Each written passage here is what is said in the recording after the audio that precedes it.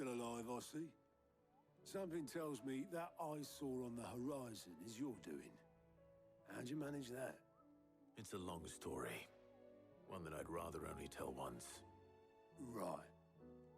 All hands on deck, then.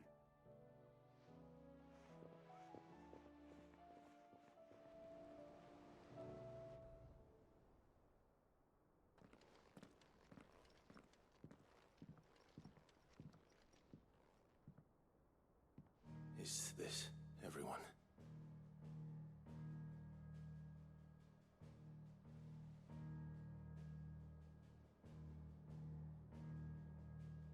As I'm sure you've all guessed, the crystal which now commands the eastern skies was summoned by Ultima. He called it Origin. Though the significance of that name is as yet unclear. What does it matter what it's called? Its emergence tore Twinside asunder, and wiped my homeland from the map.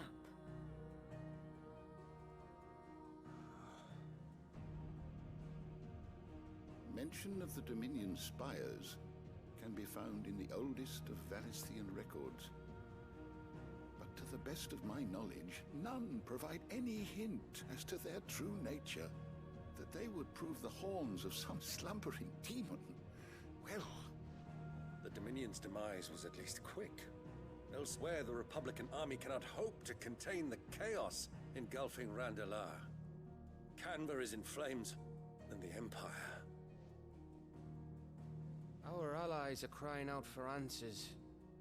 I've sent the Cursebreakers to give them what assurances we can, but right now that amounts to fuck all. They wouldn't be able to stop what the skies have started in any case. People here and across the realm grow sicker with every passing day.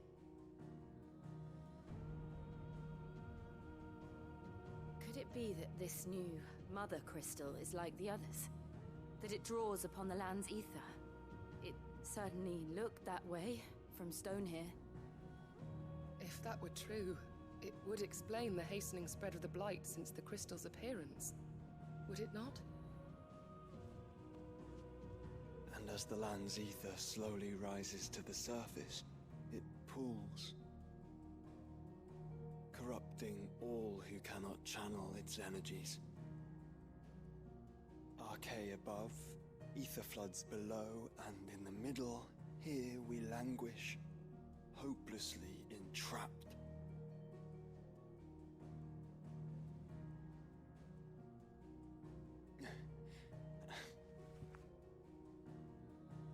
It's all right. When we faced him at Stone here, Ultima told us his true power quickens in the halls of Origin. Needless to say, we cannot allow that to continue. If we are to stop him, we will have to find a way into the crystal. How are we going to manage that then? It's up in the sky. And fast as she is, the Enterprise can't fly.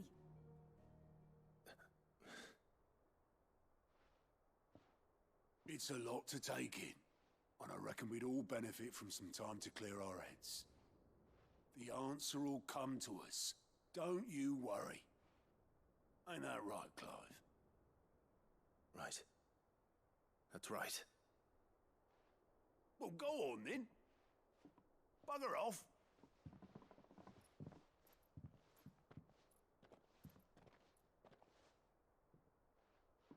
Same goes for you, Clive. You won't solve anything like this. Trust me. Go and get some fresh air, eh?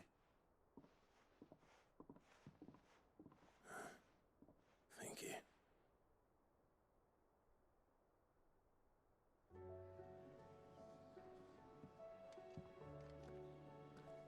Joshua seemed upset.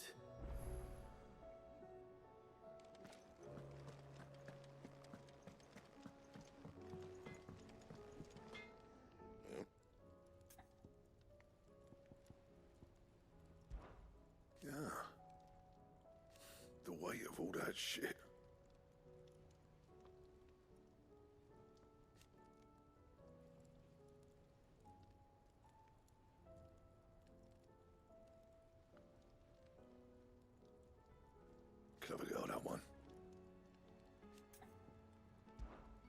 Sancfordian, dear.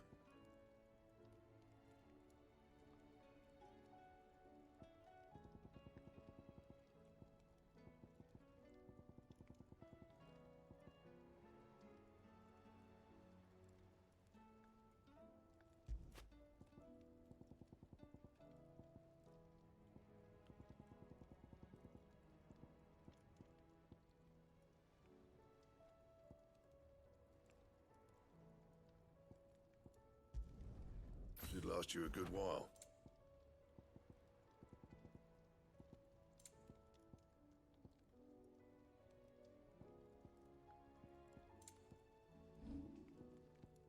Don't waste my time. You ain't got the stuff.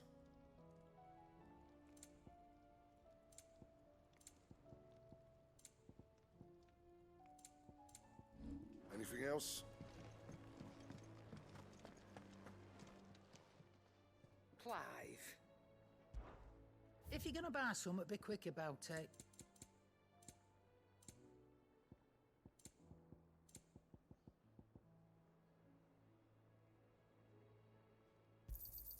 You'll not find a better price than that. To what do I owe the honor? So, what'll it be? Don't waste my time. You ain't got the stuff. Still alive, are ya?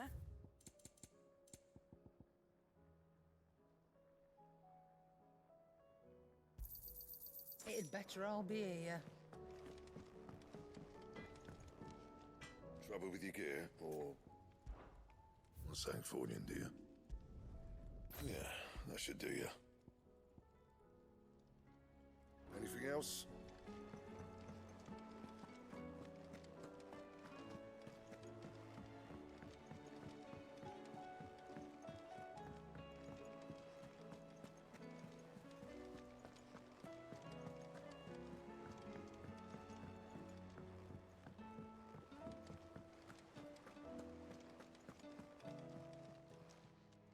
How are you doing?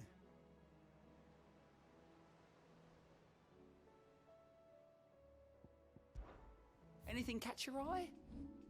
Seen enough? Twinside's hundreds of leagues away.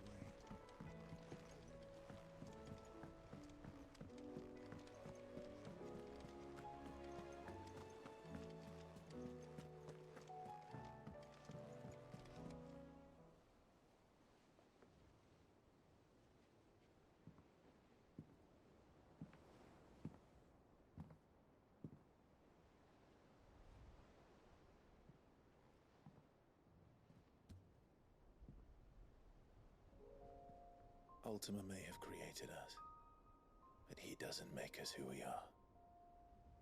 Only we can do that. And if he would have us fight for our survival, so be it. It's what we've been doing all along. Much like Ultima himself, it would seem. His new world being naught but a means to survive. And so, we must contend to decide which of us shall inherit the land. Should Ultima prevail, it will mean death for us all. Of that, we can be certain. But even should he fail, what world awaits us? A withered, godless place, where our newfound freedom will most like prove a chain in itself. Well, that may be, but a chain can always be broken. As long as one has the will to break it, it won't be easy. It may take generations, centuries of suffering. And that is, if everyone plays their part. But it will happen. And when it does, it will be on our terms. That is the world that awaits us. Indeed. And what better world could one wish for?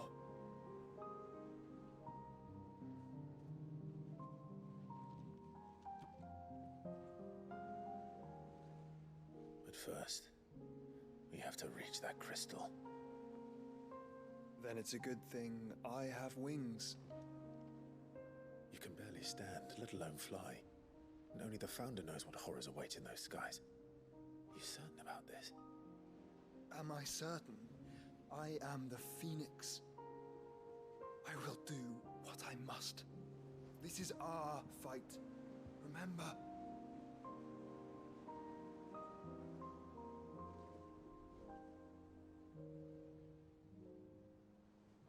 All right. I yield. But only what you must, yes? I'm still your swan shield. That you are. And what of my wings? Lest you forget, you go to stand against a god. I would not have you succumb to fatigue before the fight begins. Ifrit, your brother mentioned that some few of the dominants who had lost their power to you were still able to prime. Is that true? It is. But their icons no longer submitted to their will.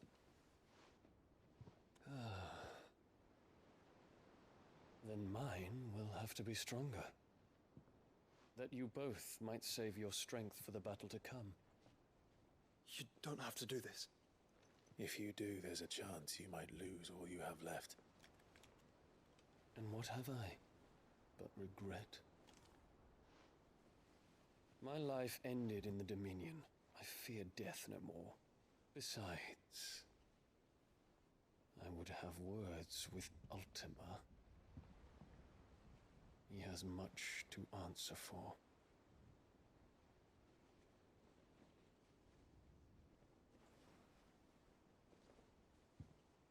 We are in your debt, Dion.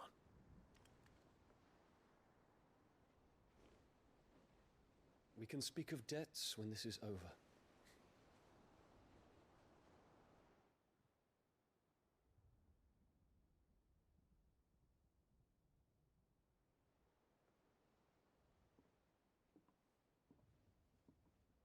He speaks like a man who knows he's not coming back. And has come to terms with that. That doesn't mean that we have to. Does it, Clive? Time to talk to Jill. I only hope she understands.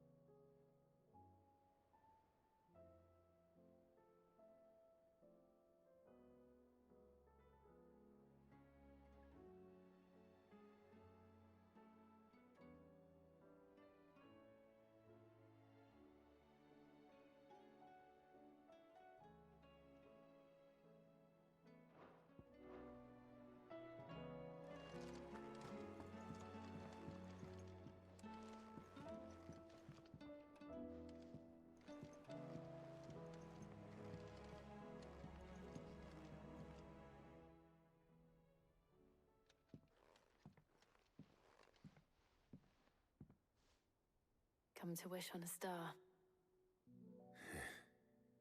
That might not be such a bad idea. This is it, Jill. You know what I have to do. Why I have to do it. There's no turning back now. This is where our journey was leading us. Where it will end, for better or worse. I could pray to Metia for you. But you'll be all right, won't you, Clive? You always are. I did promise we'd watch the moon together. I'll be waiting.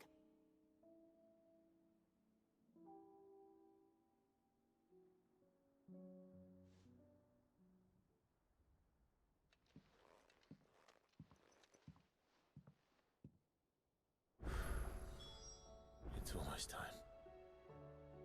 Better make sure I haven't forgotten anything.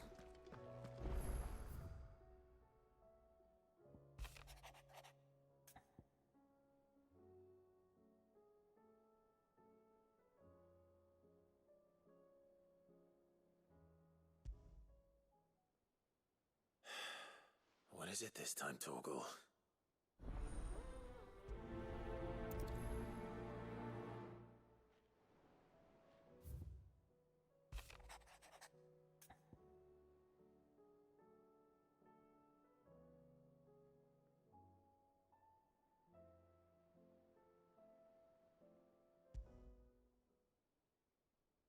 Something tells me this is no mere adventure story.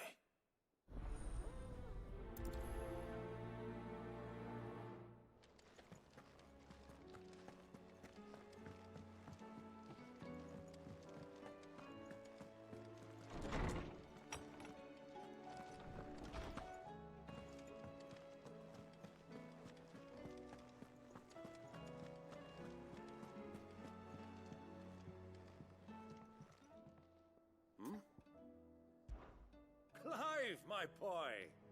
Rutherford informs me that we owe you our thanks. Hadn't intended for you to get involved, but such are the times we live in, huh? I would have done the same for anyone else. You're far too modest, Clive.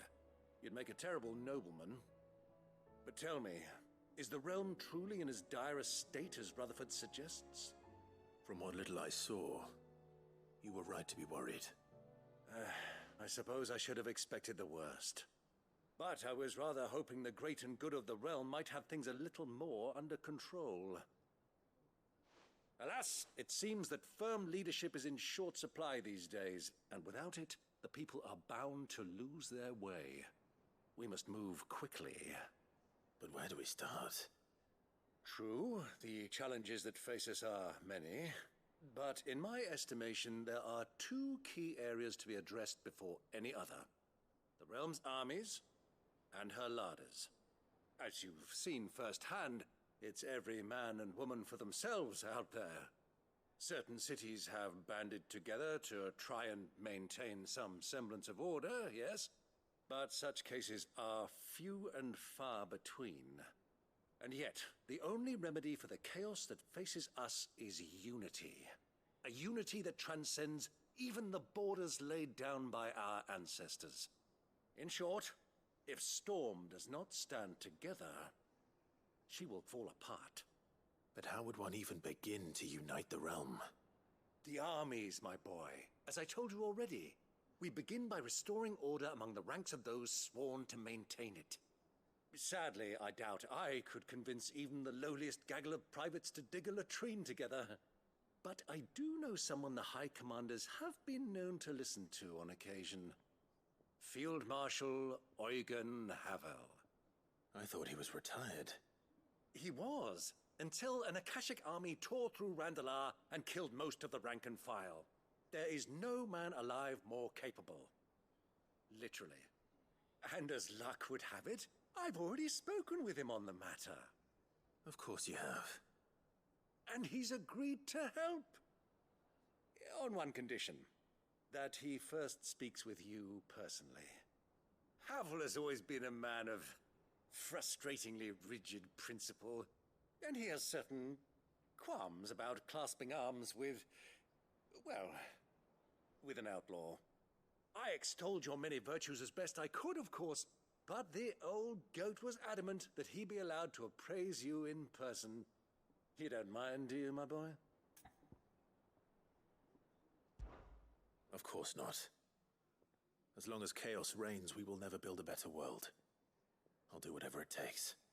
And if the Field Marshal wishes to speak with me in person, then so be it. That's the spirit. I'll leave for Randalar at once. Would you send a Stolas? Of course. Rutherford is already in the Dalmekian capital. I'll have him tell Havel to expect you forthwith. Excellent. Thank you, Uncle. No, thank you, Clive.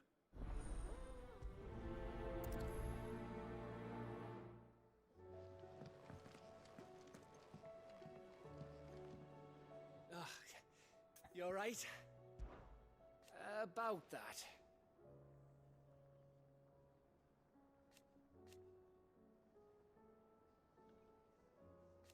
Aye!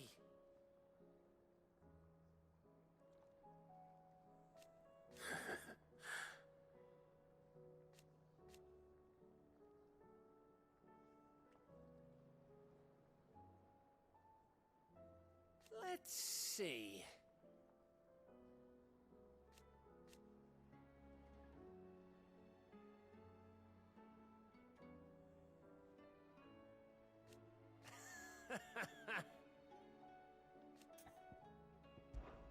You off then?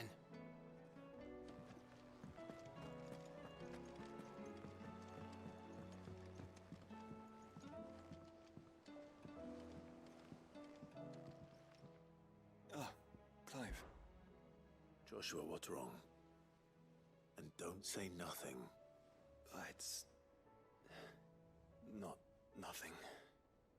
I've received word from Cyril. The Undying have found Father's will. Or something akin to it. His will?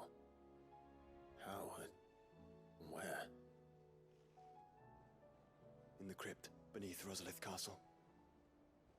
After Kupka was kind enough to drive out the Imperials, the Undying took the opportunity to recover what relics of the Duchy yet remained. And in the process of doing so, they found a letter from Father. I'm surprised anything survived down there. Cyril asked that I join him in Tabor at my convenience. I have been meaning to go, but... would you join me? Of course. I want to know what's in that letter as much as you do. Very well. I am ready to leave when you are.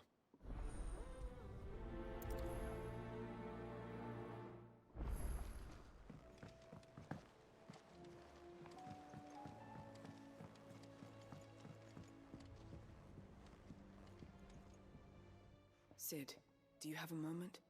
By all means. It's my old master. Seems there's no escaping her. She found some way to send me a letter. And something else. Records from a Waluda prison. Seems they were keeping a lot of bearers there.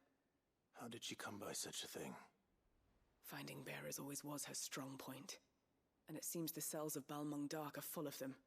Foreign captives, the masterless. Bearers no one would miss. And even better for her, bearers with no one to look after them. When ether started lapping at the walls, the jailers fled. Leaving the bearers to be liberated by whoever happened to come along next. Sid, I'd like to believe that I've earned your trust by now. And while I'm well aware that you've forbidden Cursebreakers from traveling to Waloed, I can't let those bearers die in their cells.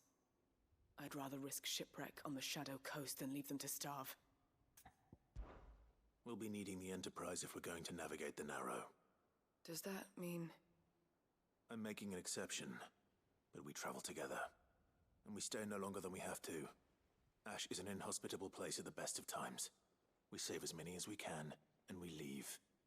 Thank you, Sid. There was a name in the prison register. A name from my past. Chadwick. Another of my former master's protégés. A gifted soldier, and the closest thing I had to family. The thought of him held captive in that place. He must be very important to you. He was. Is. Then we find him. The entrance to the prison lies in the shadow of Ravenwit Walls, just beyond the portcullis.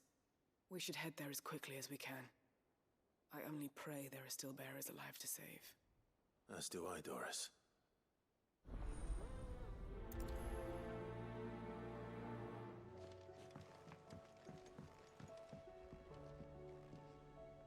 Sid, I was wondering if you could help me. It depends what with. A bearer, but recently freed from his bonds, is keen to join the Cursebreakers. As you know, the work we do is not easy, which is why we test every volunteer's suitability. I was hoping you could oversee this one's evaluation. I don't mind, but why this one? Because he wants to be a scout. Our ranks are filled with men and women capable of breaking chains and putting slavers to the sword. But scouting? We're few with the nose for that, which is why we still rely so heavily on Gav. And since he accompanies you on so many of your missions, I thought you might be better placed to recognize the traits in him that we should look for in those who'd fill his boots. Sounds reasonable. So you're happy to oversee the boys' testing? One can never have too many scouts. Truer words, Sid. I'll let the initiate know that you'll be attending his trial, and that he is to proceed directly to Northreach in readiness. No time like the present, eh? No time like the present. I'll await you there.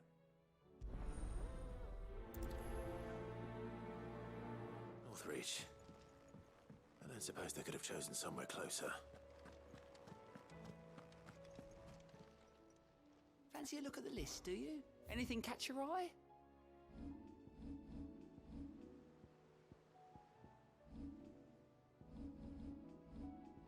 Seen enough?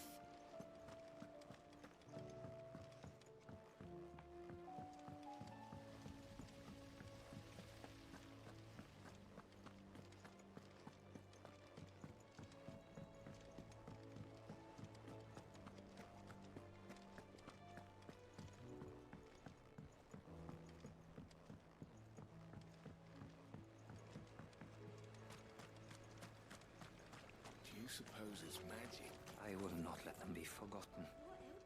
Sid, may I have a moment? Of course. It is an honor to finally speak with you. My name is Herman. I've been with the Cursebreakers for some time now, and I wish to be deployed to Ash. Any assignment will do. No. The lands across the Narrow are too dangerous. I will not send good men and women to risk their lives needlessly. Why would you want to go back? I need to retrieve something. Something important. I was raised in an orphanage. The Badbach Conservatory. Or rather, I was held captive there. It was not a place of nurture. It existed solely to turn bearer children into mindless weapons. We were tortured until we feared no pain. Tormented until our hearts turned to stone, and few ever survived long enough to become tools of the last king. I can't imagine. I lost so many. I can't even remember all their names, but they must be remembered. They cannot fade away, faceless and forgotten. The Institute was run with military precision. Every child measured, every name recorded, every death logged with meticulous care. Sid, allow me to travel to Ash and recover the registry so that my brothers and sisters might live on. You were a good friend, Herman. But the fact remains that Ash is simply too dangerous. Sid, please. Even should it cost me my life. Too dangerous for you, Herman. But not for me. I'll go to Badbach and find the registry. You will? I won't let you risk your life. I don't know how to thank you. You can start by telling me where I'll find this orphanage. Vida Grace. Hidden in a forest, overlooking the plains. All right. I'll see what I can find there. May the mothers guide you.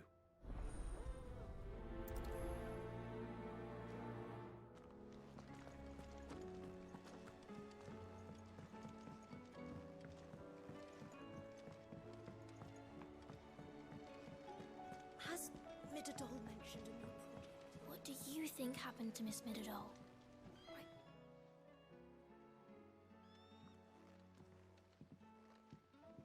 Sid, you have to help us. With what? You didn't take apart another of Mid's contraptions, did you? No. Well, yes, but that's not what we want to talk to you about. It's Miss Midadol. She's been acting strange. Very strange. She's barely ever around. When she is, she acts like we aren't even there. Her head's in a crowd. In the clouds. That's what I said. In the clouds. Well, she does have a lot on her mind. When did you last see her? Not long ago? Ah, right after she got back from saving you from Stoneir. Then it's probably just about the Enterprise. It did take quite a battering on the way there and back. You didn't break it, did you, Sid? You really should be more careful around Miss Mididol's inventions. Don't listen to her. Even if you did break the Enterprise, you could put it back together, couldn't you? But who's gonna put Miss Mididol back together? She seems really sad. Why don't I go and see if I can cheer her up? You do that? For us? She's in her dungeon. Don't scare him. It's not a real dungeon. Thanks for the warning.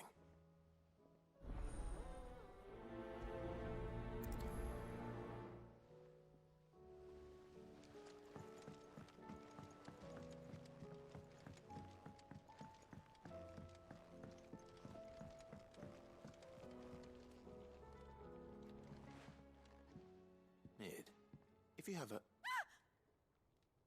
That's it! I knew it! The answer was right here under my arse all along! If this doesn't steer to the skies, nothing will! To the skies? You aren't trying to give the Enterprise wings, are you? What else would I be doing? The children seem to think you're avoiding them. They're worried about you. Is this really so important that you need to shut yourself away from everyone? The Enterprise is already the fastest ship in the realm, and that's with the sea beneath her. But what if she weren't bound to the waves? What if she weren't bound to anything at all? It's not fair. The gods get the skies all to themselves, so I'm gonna do something about it. The Fallen had their chance, but they relied too much on magic. And see where that got them? But not me. I've discovered how to do it without. Well, almost. First I need to make a prototype. And is that a one-woman job? Are you volunteering? I'll have you know the Enterprise is my baby. But if her godfather's offering to lend a hand, I'd be happy to take it. First, I'll need oil, and not just some old drippings from Miss Molly's spits in the Tub and Crown. Refined stuff, like they make in Ordil. Then I'll need some bone, or shell. Light, strong, preferably no longer attached to the beast it belongs to. If it's beast bones you're after, I'm sure the Cursebreakers will know where you might find some. No, they'll know where you might find some. You're the one who offered to help, remember? I should speak with one of the Cursebreakers before I set off for Old Hill. See if I can't find this bone while I'm there as well.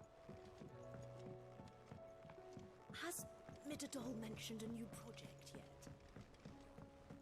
Miss Shirley says your book's made quite an impression on the...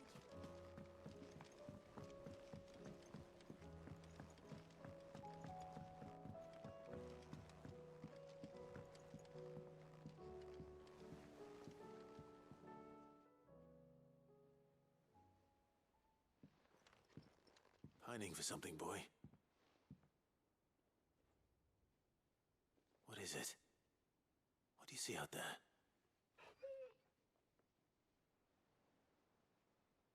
I never did ask where you got that anklet of yours. From Sid, that's why. On the day he brought him home. That long ago? And you're only thinking to ask this now? Sid saw that the pup had a habit of gnawing on his leg, since you ask. Clap that there iron on him to keep him from doing it. What was wrong, boy? I'll take like as not. Must have been hard on the poor whelp losing his loving masters at such a young age. Doubly hard in being a frost wolf, torn away from his icons and all. Sid would always tell him, you want that iron gone, you find what it is you're looking for. I reckon what he were looking for was you. I'm sorry, Torgal. Sorry for making you wait so long. Let's get that thing off you.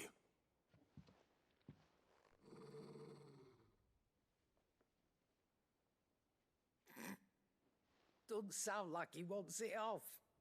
Indeed. You miss Sid as much as the rest of us, don't you?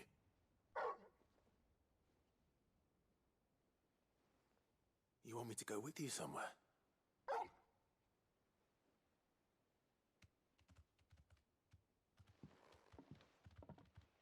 Quick, aren't you?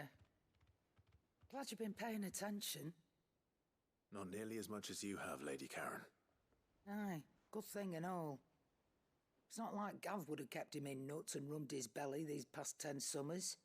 Your kindness is appreciated. You've been a good friend to him. Only because he doesn't talk back like the rest of you. Go on now.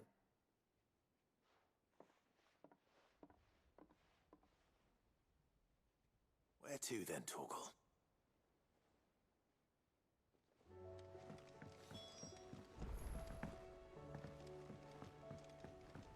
Say what you will, Lady Karen has seen herself.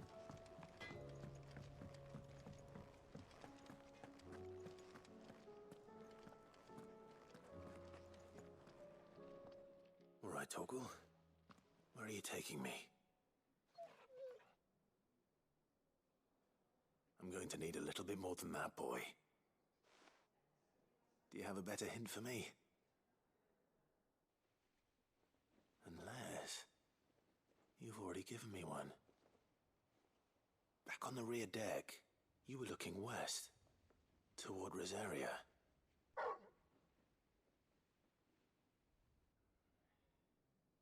Why don't we try the rookery?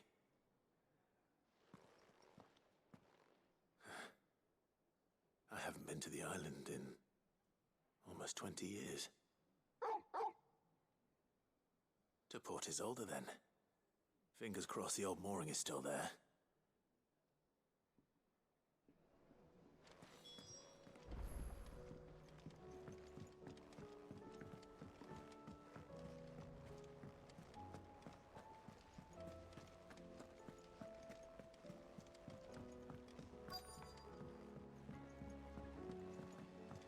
Twinside's hundreds of leagues away. That'd mean the crystal... All right, Sid. Come to buy us around, have you? Only if you earn it.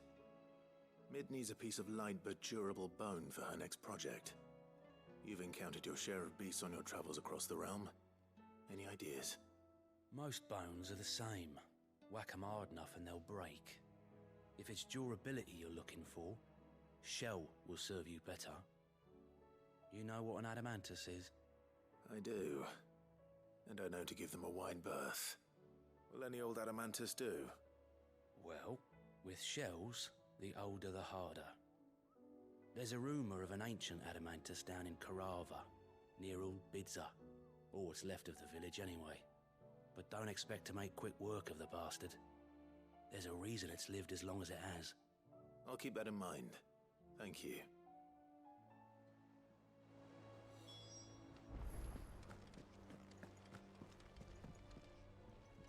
Vivian, I read your note, and I'd be happy to help you find the book you're looking for.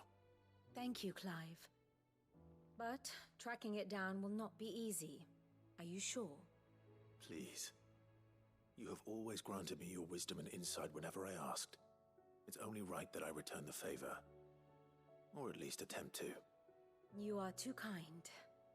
Alas, what I ask of you is rather more trying than delivering the odd lecture.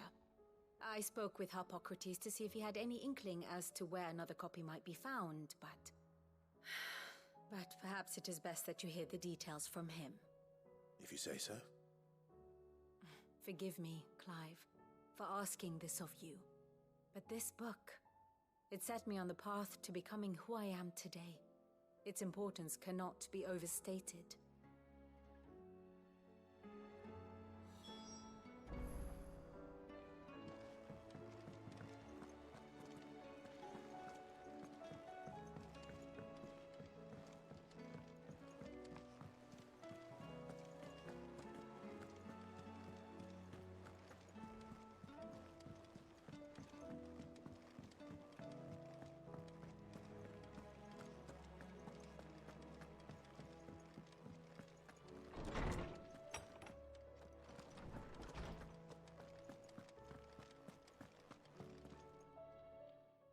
Clive, my boy.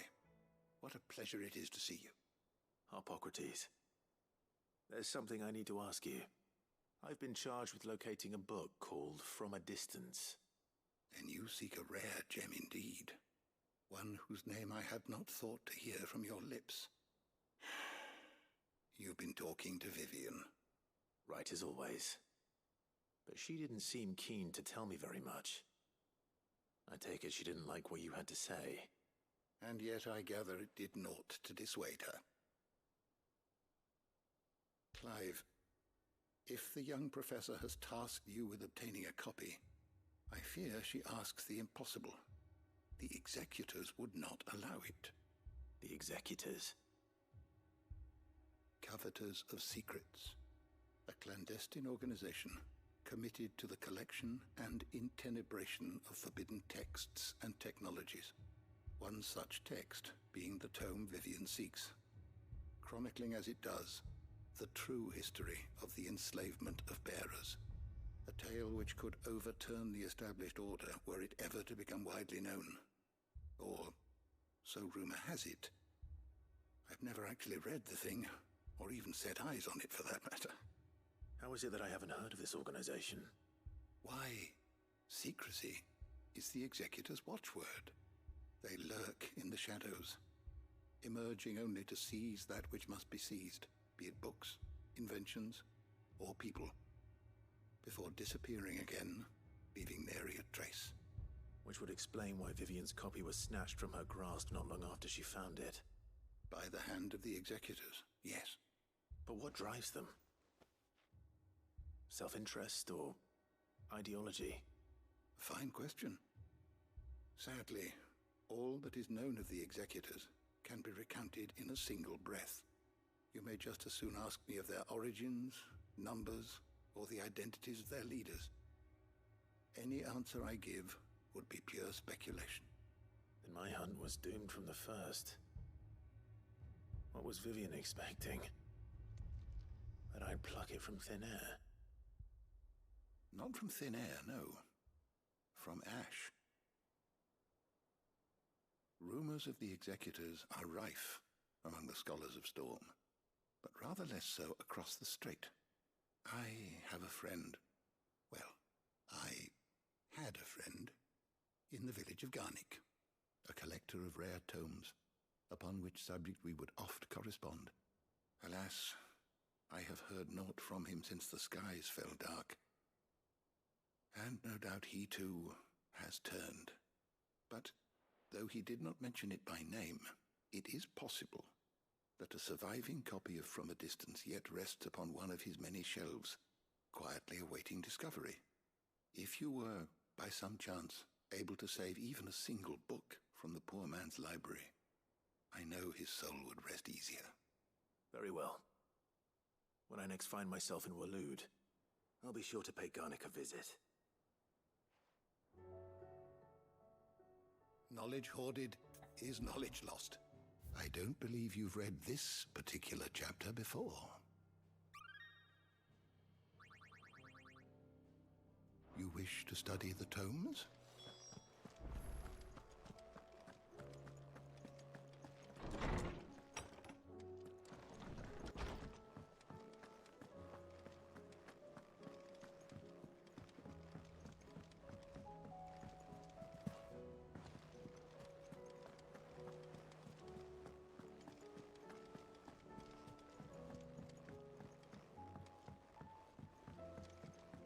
Twinside's hundreds of leagues away.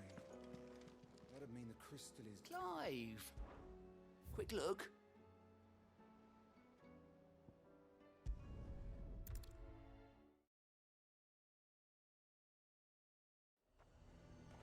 Nazaire might at least have mentioned where in Northreach he'd be testing this recruit. And who'll pay for that?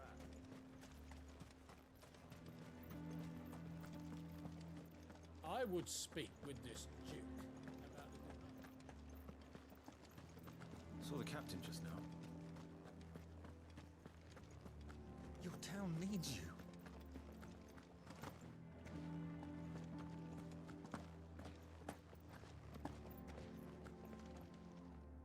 Do you have a moment, Clive? What is it? It's the Duke, unsurprisingly. His Eminence has assumed full control of the garrison and put every able-bodied man to work on the fortifications. The town was left all but unguarded, so Philippe was compelled to form a citizen's watch to fill the void. And though my dear boys have been characteristically willing to assist him in this, they want for bodies. So I was wondering if you would lend them your strength, that the people of Northreach might sleep easier, if only for a few nights. Of course. Whatever you need. Thank you, Clive. What would I do without you? Philippe told me he had men stationed at... Where can I find the mistress of this establishment? Here, my lady. To whom do I have the pleasure of speaking?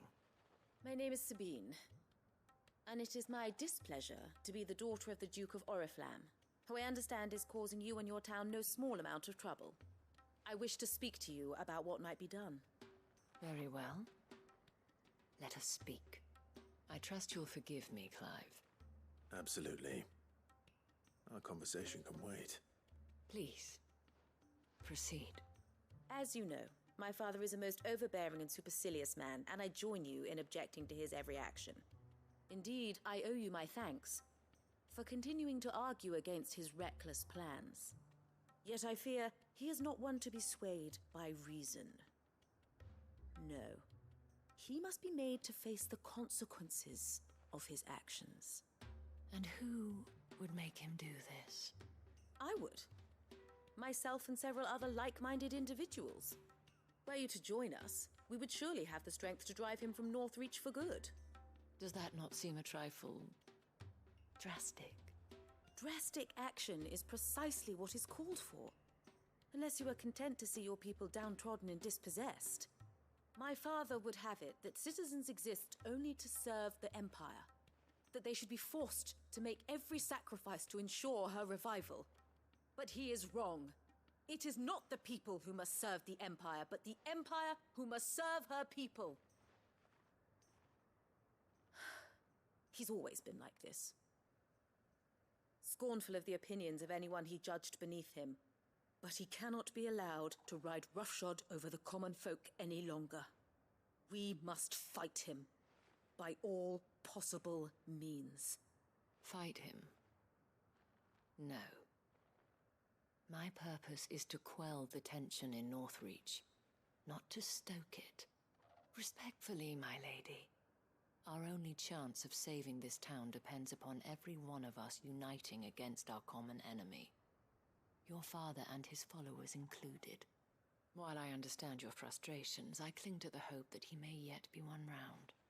False hope, I assure you. But I see that your mind is made up. I shall bother you no longer. If you will extend me the same courtesy, I bid you good day. She certainly has spirit. Indeed. But unfortunately for us, that spirit is only likely to harden the Duke's resolve, which may be enough to seal the fate of this town. Not that she cares. This is all about her and her father. Families.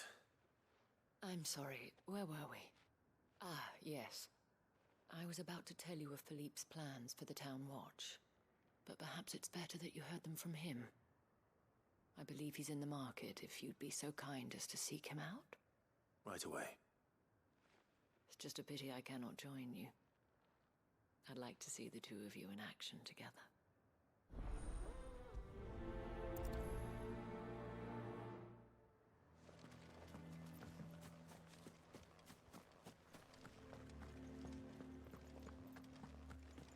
Your town needs you.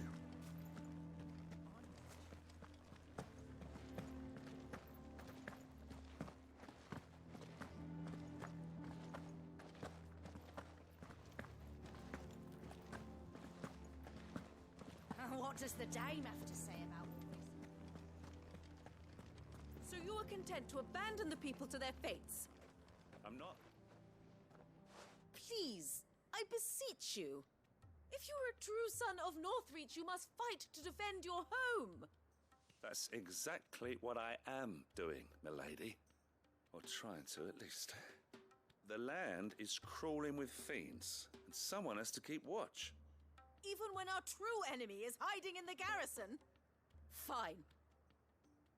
You're not the only able-bodied man in Northreach. Thank you so much for your help.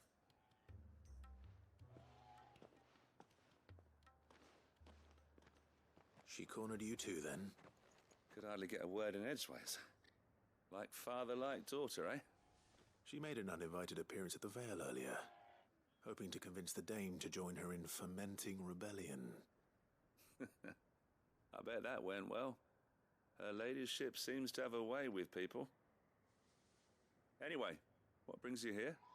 Our mutual friend thought you might welcome some help. Oh, she did she? Right as always. In fact, you're just the man. We've had some reports, you see. Sightings of, you know what. They're back. Seems that way. All over, too. We haven't been able to confirm anything yet, but if you're willing, you could go and see what's what. Right. Where should I look? You know Grieger's Weep? One of the sightings places them somewhere on its shores. I'm on my way. Thank you, Clive. I'll look into one of the other sightings. Let's rendezvous back here later.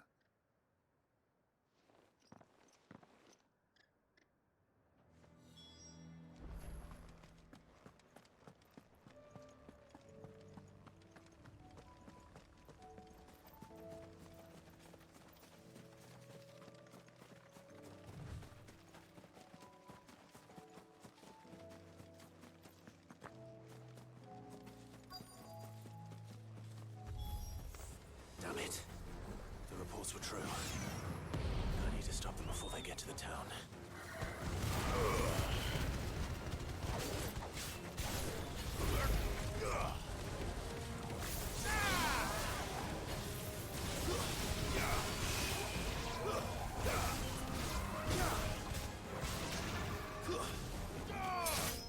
It's over.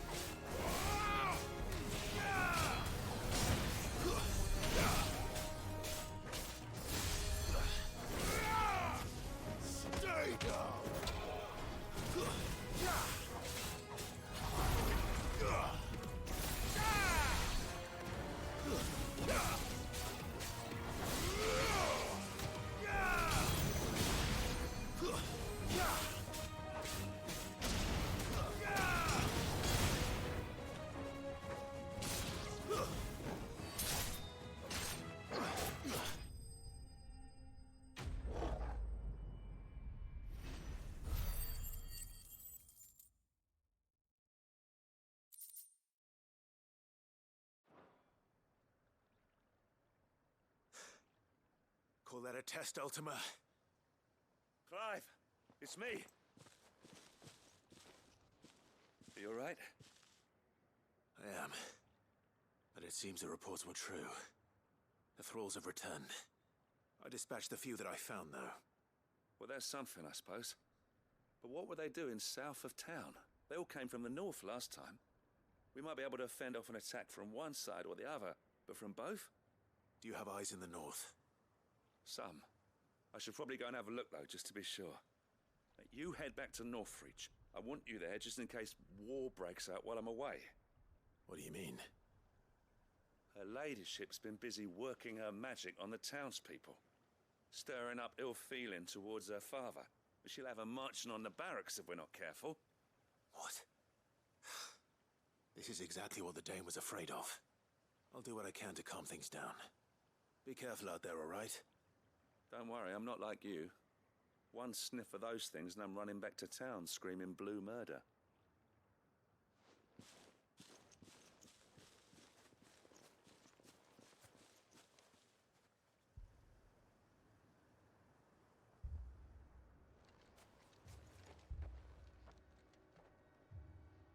Do you not see, Father?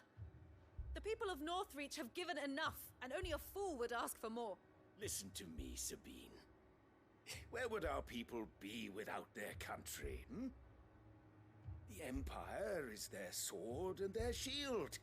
It is she that ensures they can live without fear. But now she teeters on the brink. Without their sword, how will the people fight? Without their shield, how will they protect their kin? Can the unarmed stand against the advancing hordes? No. But there is yet hope. A new shield, a new sword. A new empire. We can rebuild Sandbreck, just as Great Griga wills it. Perhaps we could, Father. But we don't want to. Not if it is built on the broken backs of the people. Please, let us not quarrel in the street. You must see that no good will come of this. Our fight is not with each other, but with the threat that draws ever closer to our gates. A threat that your sword has yet to rid us of, Your Eminence. You will hold your tongue, whore! You may have filled my daughter's head with your heresy, but I will not be corrupted.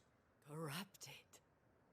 Your daughter's opinions are her own, as you would know if you had ever deigned to listen to her.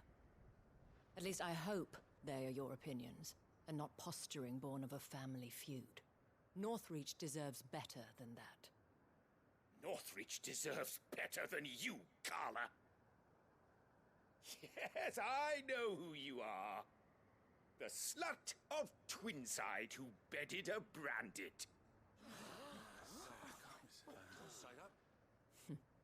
Jealous, are you? That a woman might choose a bearer over a pious man of Griga. Clive!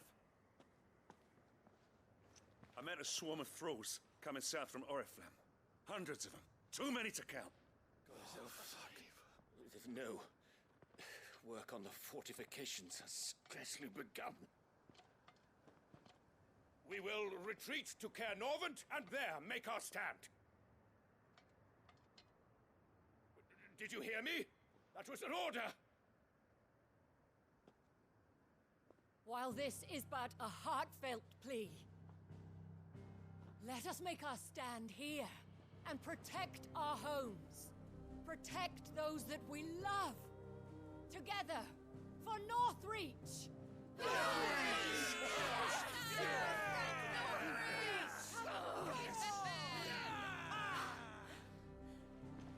You heard the dame. What are we waiting for? Pikemen to the gates. Archers to the roofs. Quickly, come on!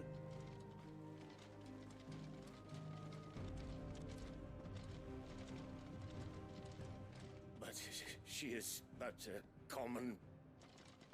whore, yes. And we'd follow her to the gates of hell.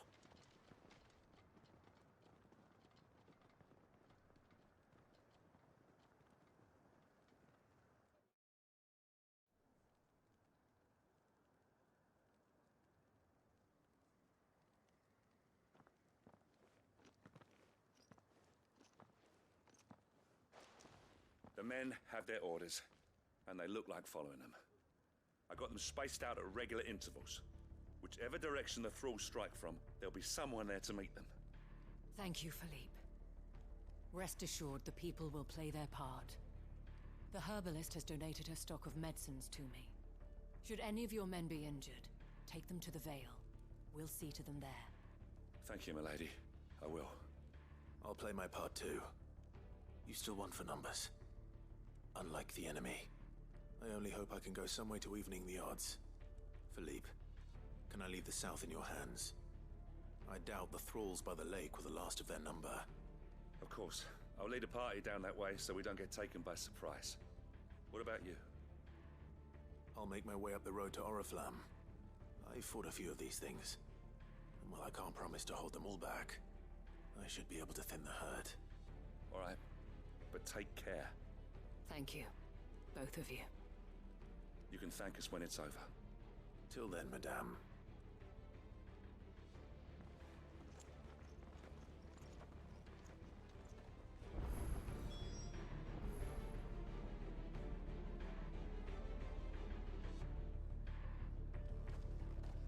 begins, we can take refuge in the barracks.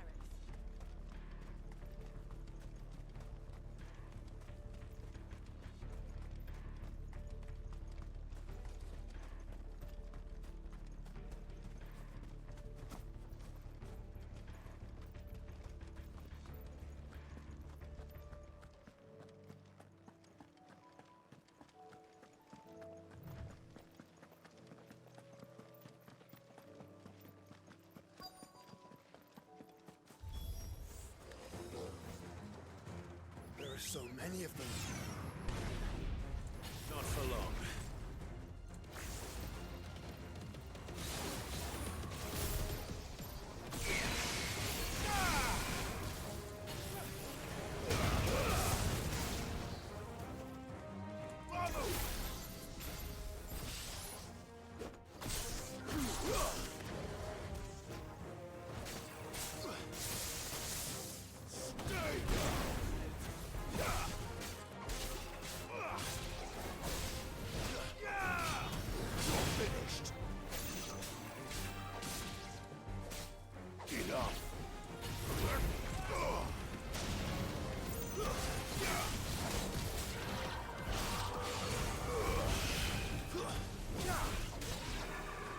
Is it over? No. It's only just begun.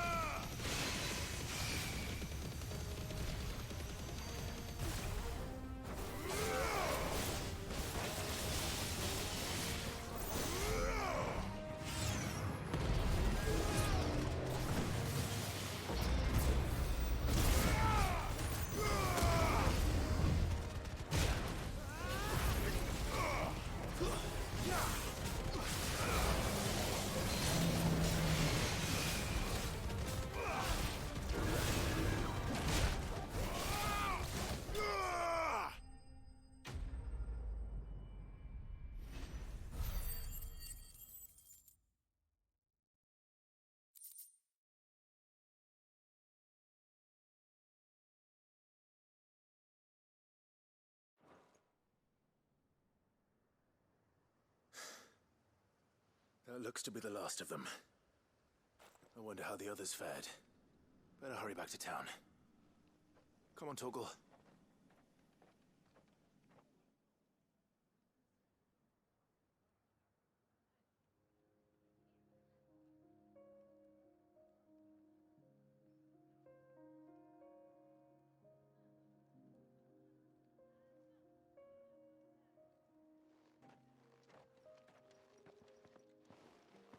Clive, it's good to see you. And you. The road to Oriflamme is clear. How did you and your men fare? Well, we ended up fighting for our lives down by the lake. Took a few nicks, but nothing the girls of the Vale can't put right. Glad to hear it. Well, it seems we've survived. For the time being, at least. I thank you both for answering the call.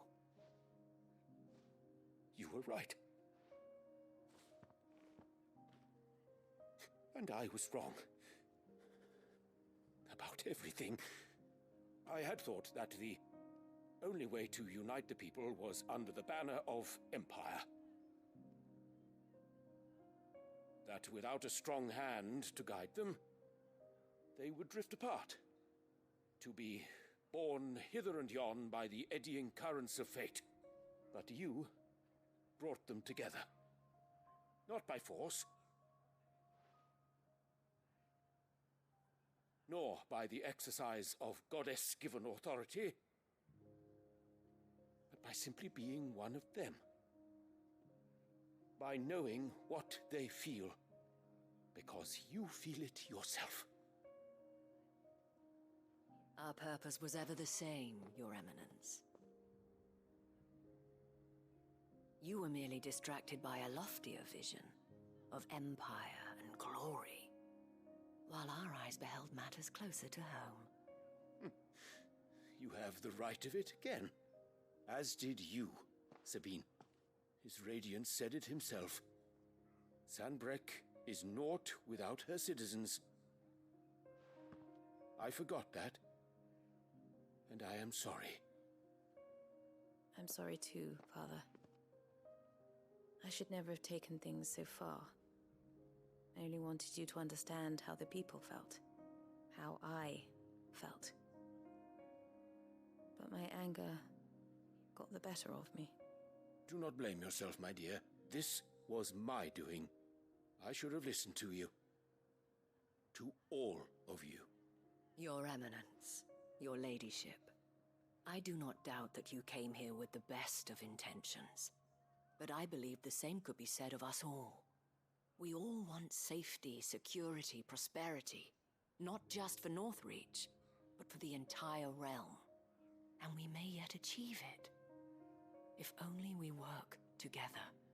Will you join us in this? Yes. We shall. Thank you, Your Eminence. Now that that is settled, I must go and see to the wounded. The Vale's doors are always open to any soldier in need of relief. And today there are more than ever before.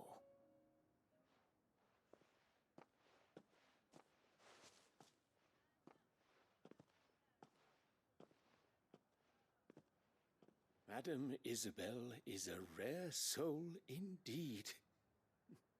In these dark times, I see that it is not men like me who should lead the realm, but women like her.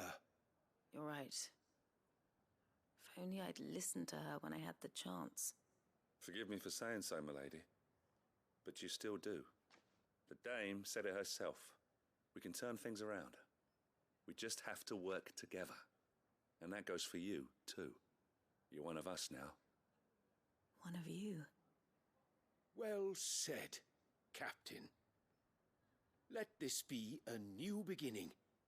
Not only for Sanbreque, but for us. Well, since there's nothing more to be done here, I should see if Isabel needs any help moving the wounded.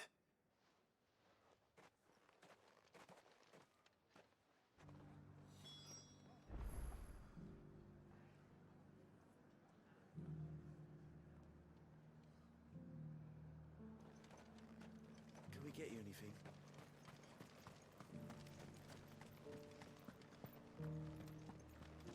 There's no need to worry any longer. I saw several soldiers being carried to the Vale.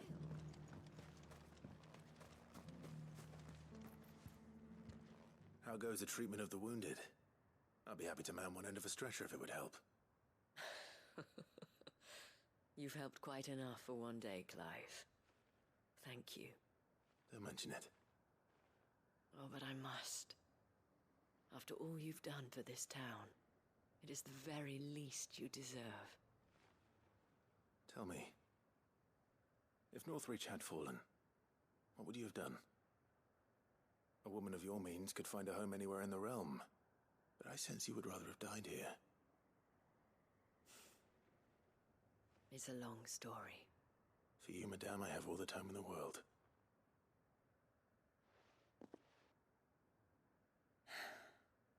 Very well. Long ago, I had a life in the Crystalline Dominion. I was Carla then, courtesan to the nobility. So sought after was I that it was only they who could afford my time. Alas, Those halcyon days were not to last. For naive as I was, I fell in love with a bearer. He was my master's guard, the gentlest man I have ever known. After they discovered us together, he was whipped bloody and forbidden from ever looking at me again. And so we fled. Not that we had anywhere to flee to. We wandered, aimless and starving, half dreading, half praying that the next day would be our last. Until we found ourselves here, in Northreach. It was the veil that took us in, that fed us, clothed us, and healed our hurts. Those that could be healed, at least. My love was already too far gone.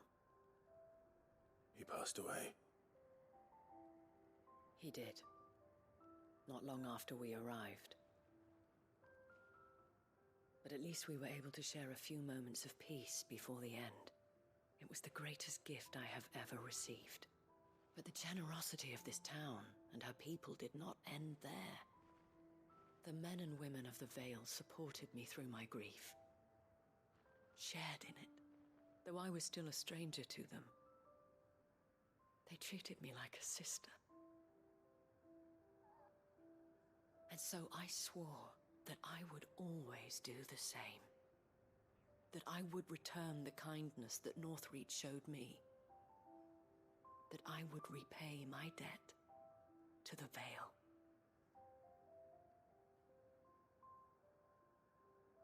Thank you, Isabel, for sharing this with me.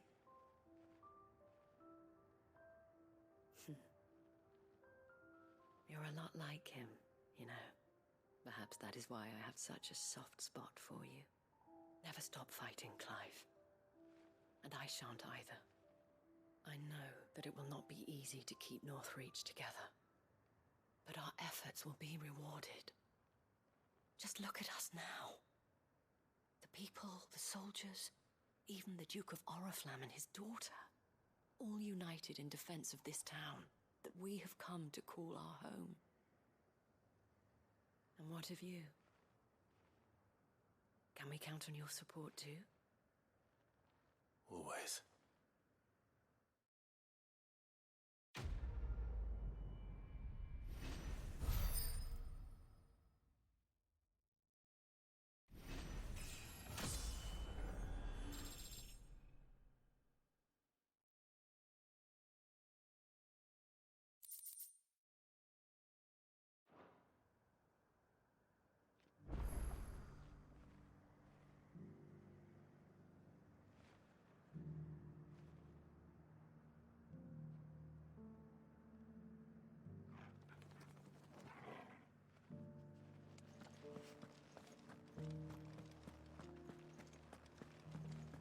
This the last one?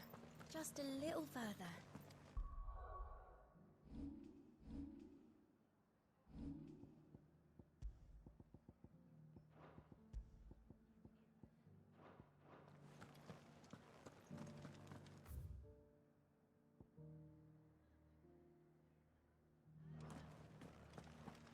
Will you lend me a hand? There are still injured in the bar.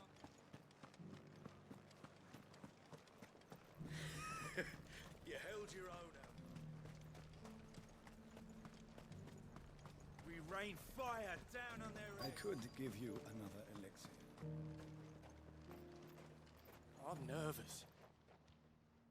Well met, Sid. This is the initiate. Ember, present yourself. At your service, Master. Please, just Sid. There are no masters here. Your life is your own. Oh, of course. Thank you, Sid. The sergeant says you'll be evaluating me at my trial. To become a scout, yes.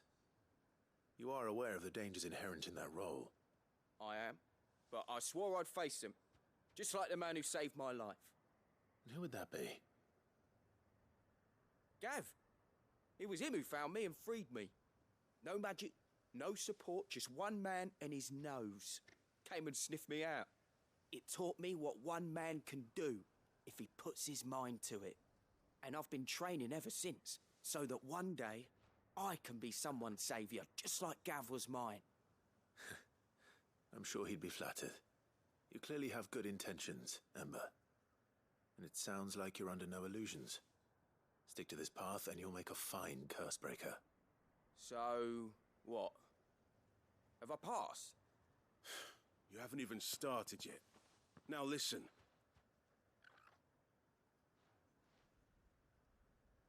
Not far from here is an Imperial lookout, Eastwatch. The guards there record all their sightings in a logbook. You are to find it and bring it here. And bring it here, right. Anything else? No. Sneaking into a heavily guarded Imperial outpost and stealing the logbook would be quite sufficient. You'll need to assess the situation, determine a point of entry, create a distraction and effect an escape, all without being discovered and thrown into an Imperial oubliette. Ember, Gav isn't our best scout because he can do everything. It's essential that you know your limits. Know my limits, right. I won't let you down.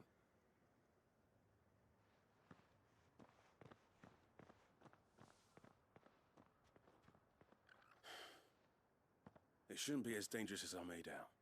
But keep a weather eye on him all the same, would you? On my way. All right, Ember. Impress me.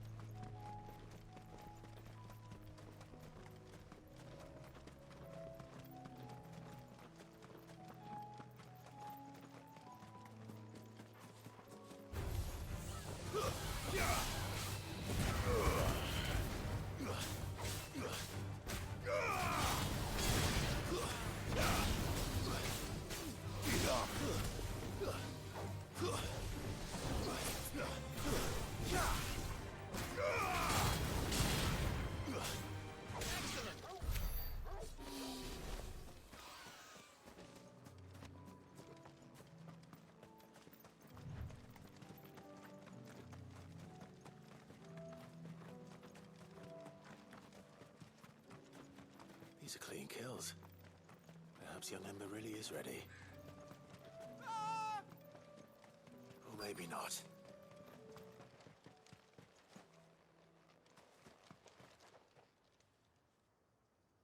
Damn it.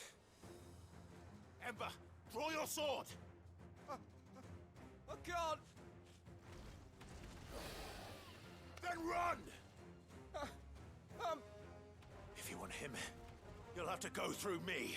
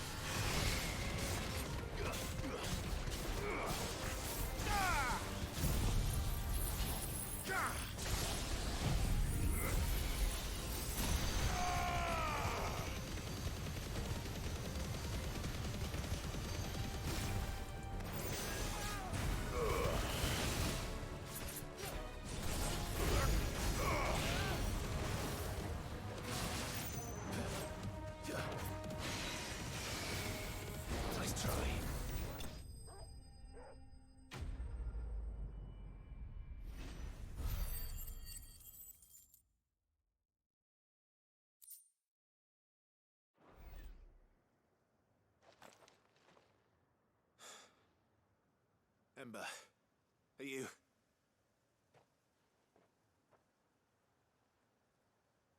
Gone. Of course. Scouts really are a rare breed. Back to Northreach it is then.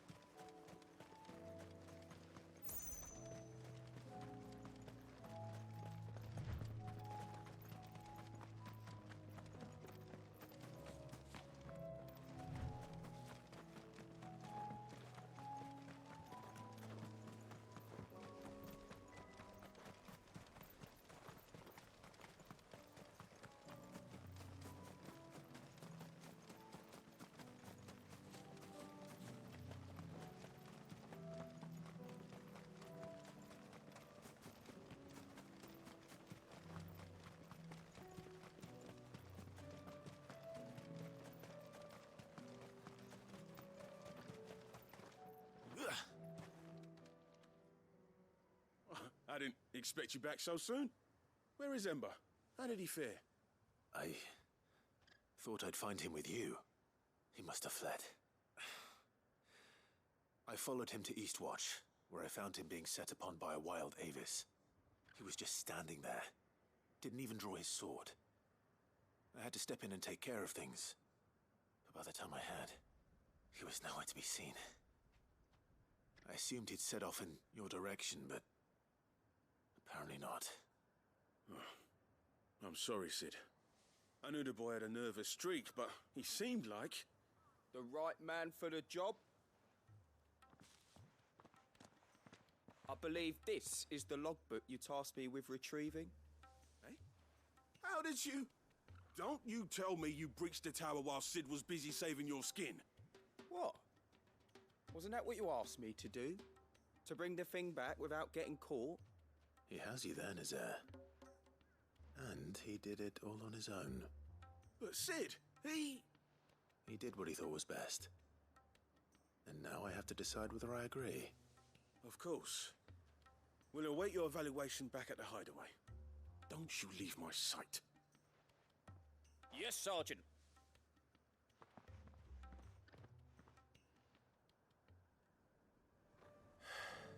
This won't be an easy decision.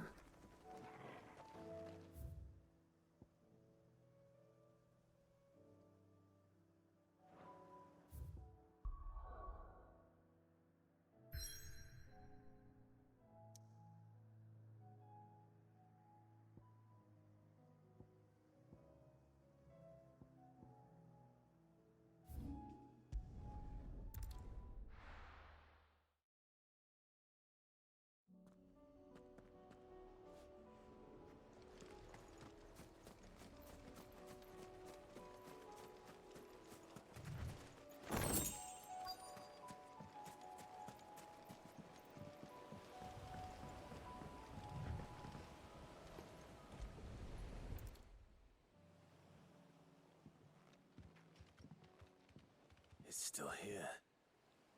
After all these years. A lot smaller than I remember. And you're a lot bigger. You might have to swim, boy.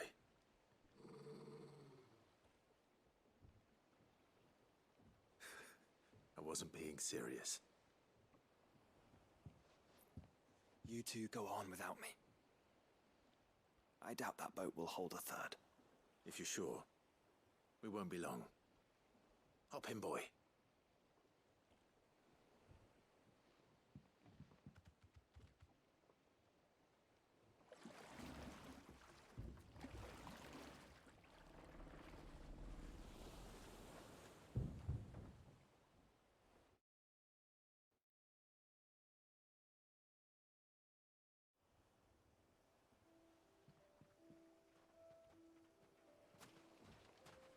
This place hasn't changed at all.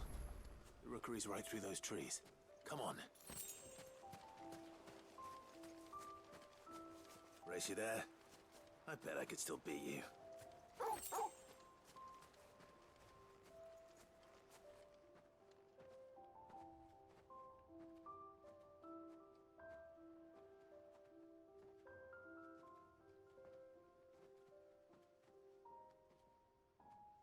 Here we are.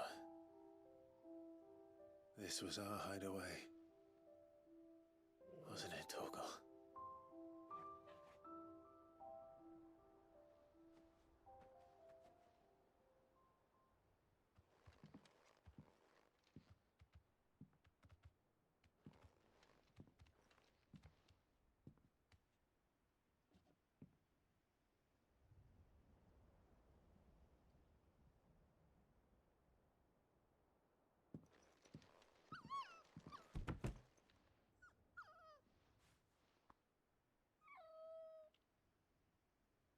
Coming here helped me to forget who I was. Or wasn't. Prince, shield. Son his mother could love. Had I been any one of those things? Perhaps.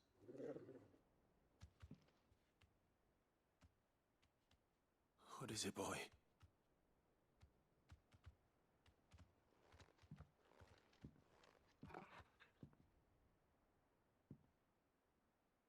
This is all from the castle. And Phoenix Gate. Did you bring these here?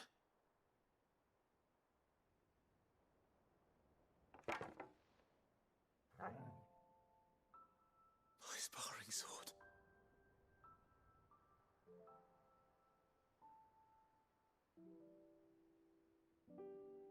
Well. You never stopped looking for me, did you, boy?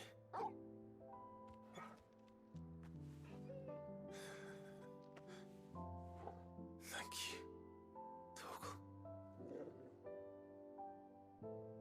for never giving up, for never forgetting.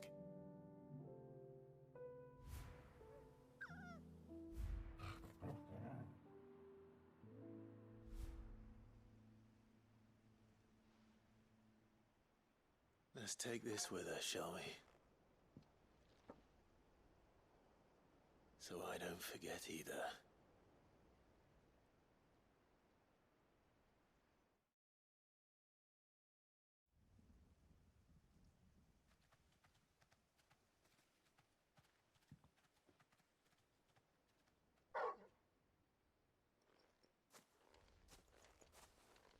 That's not the way back to the boat, Torgal. All right. I'm coming.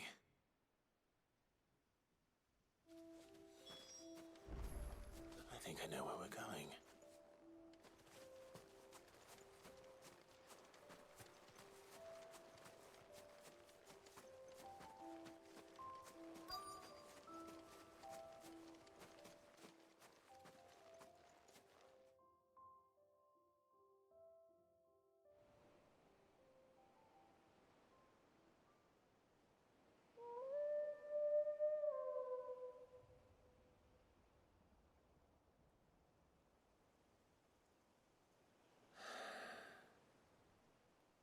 People always talk about the importance of putting the past behind you.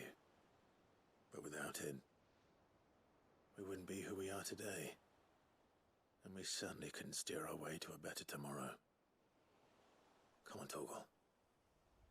Let's go home.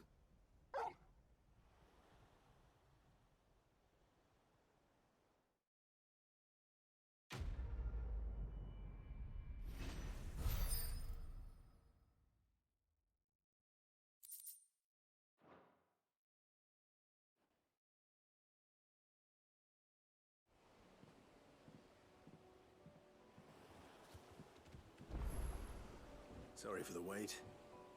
We're ready.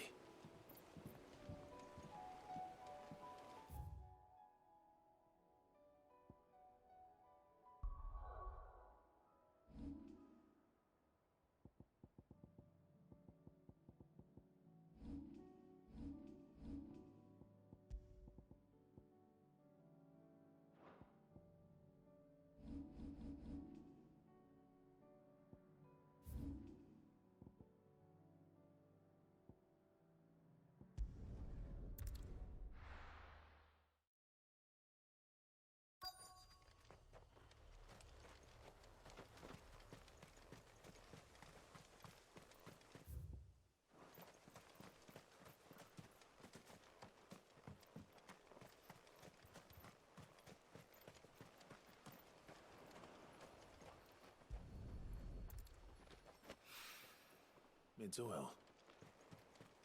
After what happened here, it's a miracle there was any left at all.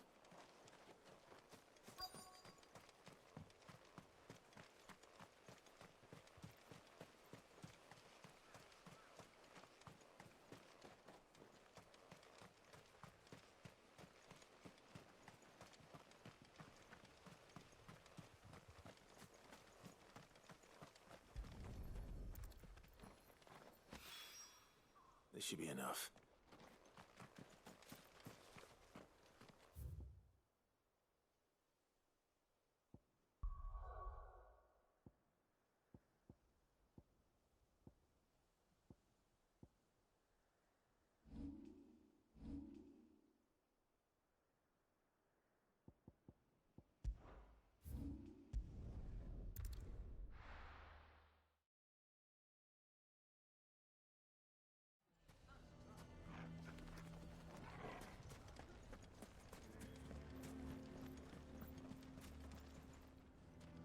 Here to help me pack? Thanks, but I'll be traveling light. I'm almost finished already, in fact. You're really going to go through with this, then? I am. But before I go, there is one small issue I'd like your assistance with. Well, two, in fact. If it's within my power to help you, I will. It's the children. I refuse to let them share in my disgrace. And if I leave them here, they surely will. Our friendship would see them ostracized forever. But I can't take them with me either. I can think of only one place where they are certain to be safe and provided for and loved. The Hideaway. Of course.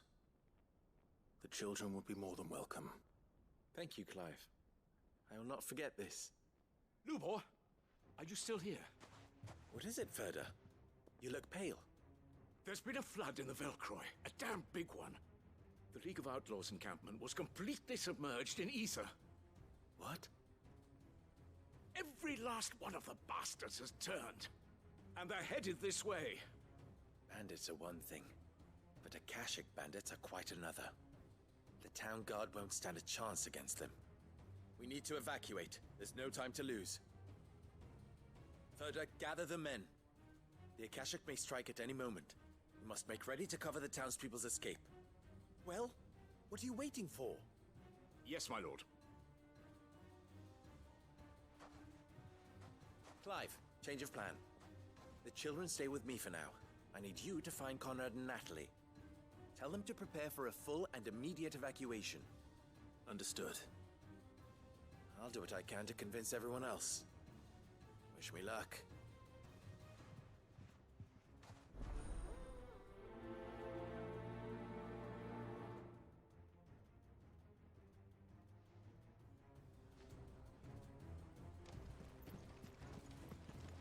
What's an Akashic? You have to listen to me. They're coming. You need to Why do they always have to make such a fuss outside? Huh? What's the commotion? Ah, it's you. What do you want, Lord Underhill? To pass on an important message. There's been an ether flood out in the Velcroy. The camp where the so-called League of Outlaws were gathering has been swallowed. They're no longer just bandits. They're Akashic now, and they could be here at any moment. You need to begin preparing for a full-scale evacuation right away. Oh, do we? And who was it who gave you this disturbing news, might I ask? Lubor, perhaps? The man spreading the same poison out in the square as we speak. You may believe his lies, my lord, but we know better. But why would he lie about something like this? Some twisted attempt at revenge, perhaps. If he had not been unmasked, he may well have been elected our leader. A great honor for one of his kind. One he might well feel aggrieved at having been denied. Lord Underhill, forgive me, but it has become all too evident where your sympathies lie. Lubor cannot be trusted, and neither, therefore, can you. You may not trust me, but for the sake of your people, ask yourselves if there is any chance that this is true. There isn't. You can be certain of that. Now be off with you. You're making a mistake. Come, Clive. If our words will not move them, then we must find another way to help save the town. You're right. Let's speak to Lord Ferda. They're coming. You lied about being one of us. And you're lying now. I think we'd better shut up. What's Lubor raving about now?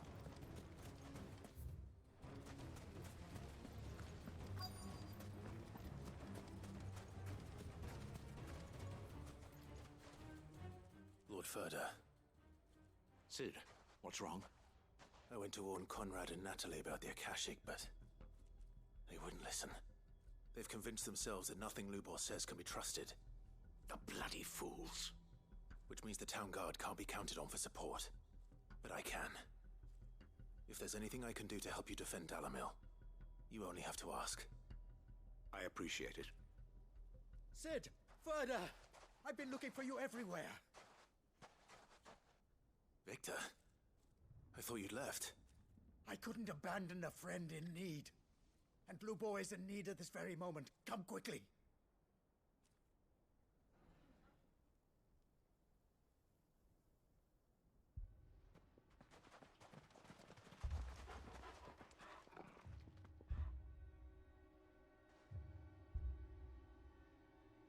You have to believe me! The Akashic are coming! They don't eat, they don't sleep, they don't tire, and they don't care who they kill. They're unlike anything that's come before. There will be no parley, no mercy granted! We may have saved the town once, but this is different. I do not ask that you forgive me, but please believe me. If you do not run, you will die.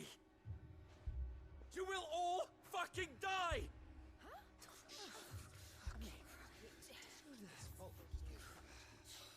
You'd like that, wouldn't you, bearer? Yeah, with us out of the way, your kind will be free to claim Dalamil for yourselves. It's you who should run! Run, bearer! Yeah, run! Run! Far, far away! Run! Just go! Yeah.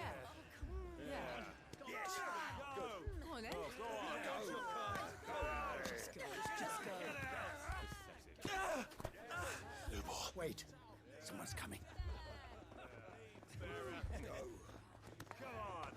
Stop! You're hurting him!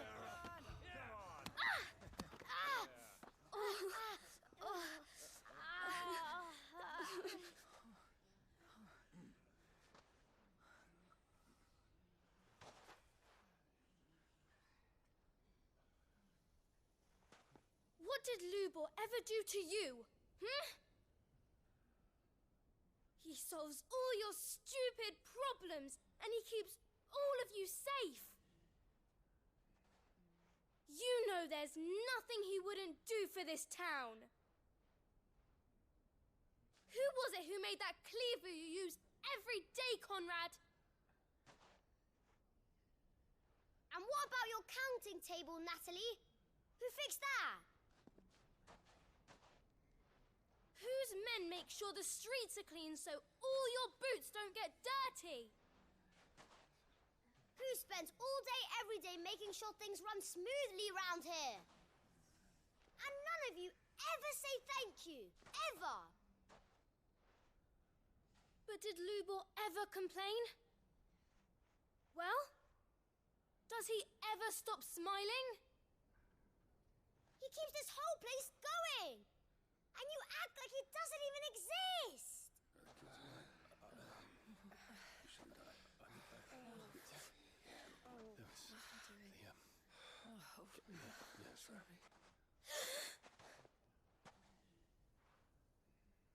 Lubor, we have heard enough.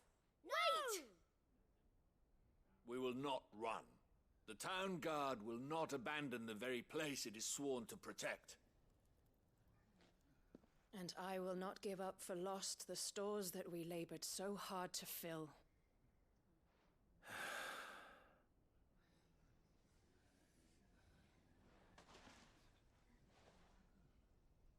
So tell us, how do you propose we deal with these Akashic of yours?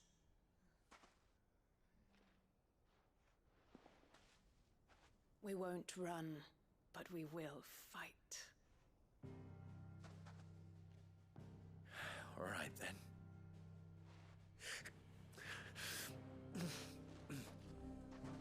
Fine.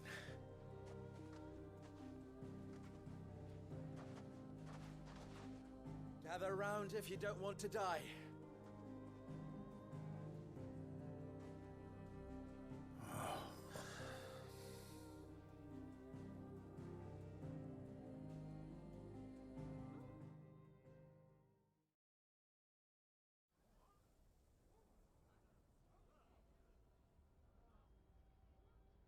Allow me to explain the situation. The ether flood occurred near the village of Cheratina, deep in the Velcroy. The place had been abandoned for years, until the League of Outlaws decided to make it their base of operations.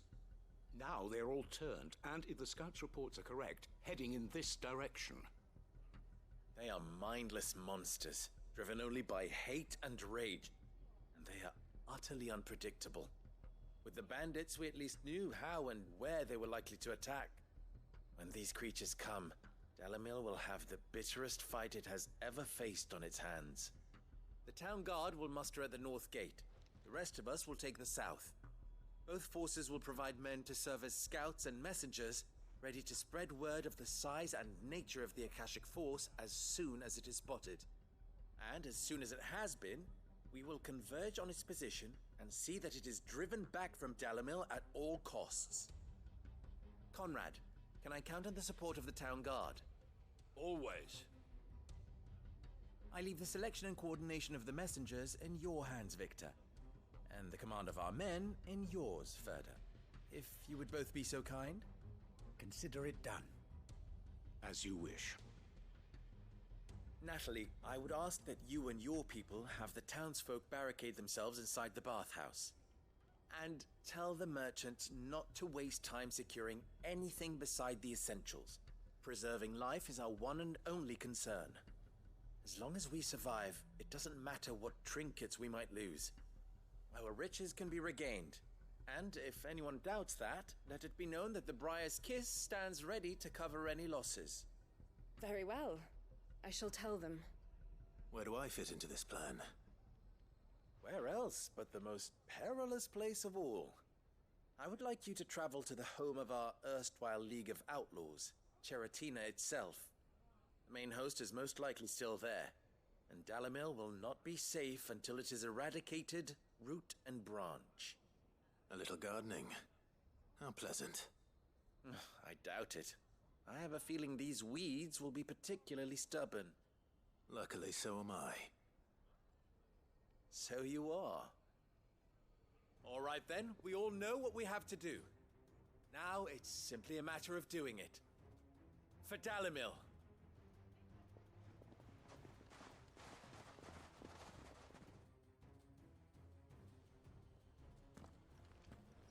Looks like everyone's ready. I'd better not keep them waiting.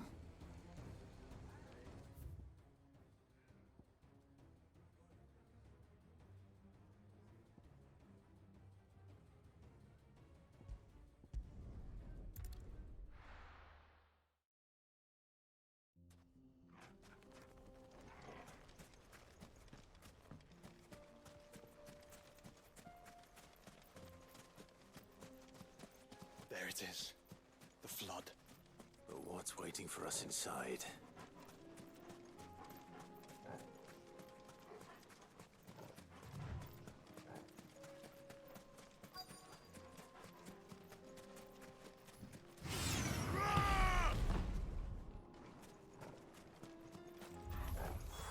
We can't leave a single one alive.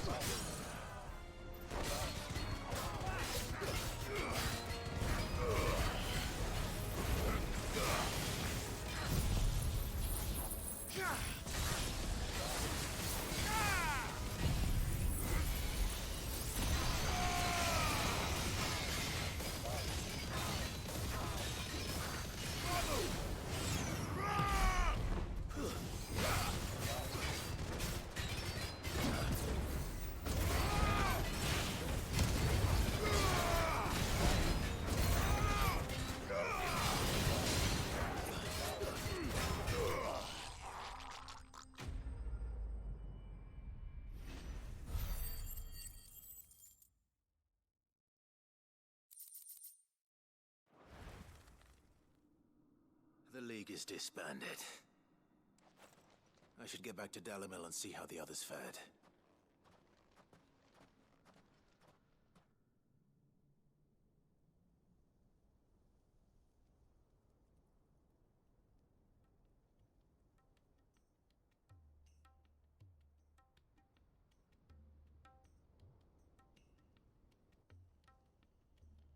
All the Akashic we were able to find have been dealt with. Seems that might be the last of them. Last of them here, perhaps. Lubo, Sir Clive has returned. Clive! What news from Charatina? It's done. Root and branch. I knew you wouldn't let me down. Thank you, my lord. Friends, the Horde has been driven back. The Akashic have been defeated. And we need not fear the arrival of any more, thanks to Clive. Victory is ours. We bloody did it! We saved Dalimil. Lubor, allow me to apologize. After all you have done for this town, we should never have doubted you. But we did. And for that we are truly sorry. We only hope that you can forgive us. We need you, Lubor. Dalimil needs you. So, if you would still like to be considered for the position of mayor, you have our backing. You do remember that I'm a bearer, don't you? We do. But that is not a stain on your character. It is a stain on ours. We thought only of what we perceived bearers to be, not what you truly are. The man who saved Dalimil twice over. I see. But I will only accept your proposal on 2 conditions. Name them. Firstly, that you will both do everything in your power to rally your people to my cause. If the Town Guard and the Merchants League do not accept my leadership, it will be doomed from the start. Unity is the key to defending Dalimil, and I do not doubt that we shall need to call on our combined strength again. When that time comes, I will expect us all to pull together, just as we did today. Of course. You have our word. And secondly,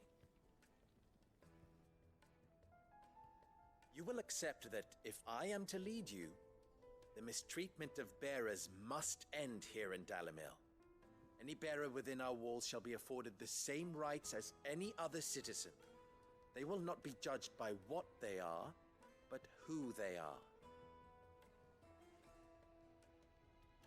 As we failed to do, and came so close to losing everything. We agree to your conditions. And we have only one in return. That you continue to work for the good of Dalimil, as you always have. Condition accepted. Well then, it seems my mayorship is all but confirmed. Do I get some sort of special hat?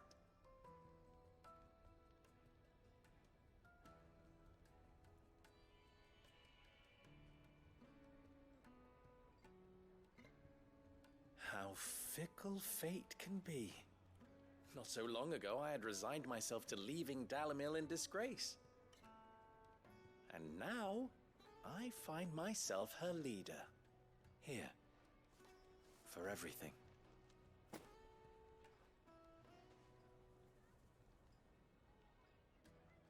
Lubo. About the children. Fear not. You are, of course, relieved of your responsibility. I would sooner face another horde of Akashic than see them brought up as outlaws. I'll make sure they're safe here. I don't doubt that you will. And not just the children, but everyone in Dalimil. I'll do my best. Can't have all your hard work going to waste.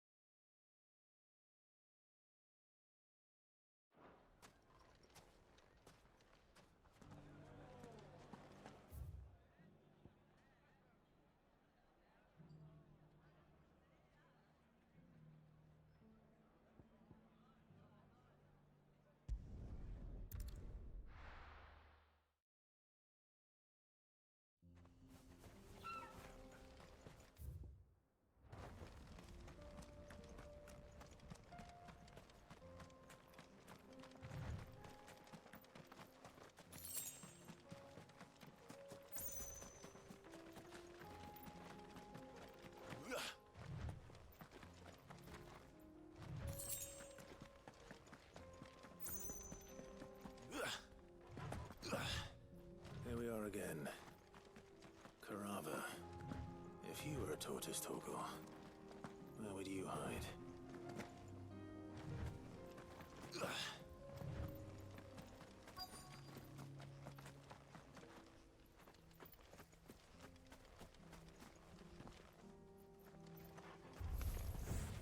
It looks like we found him.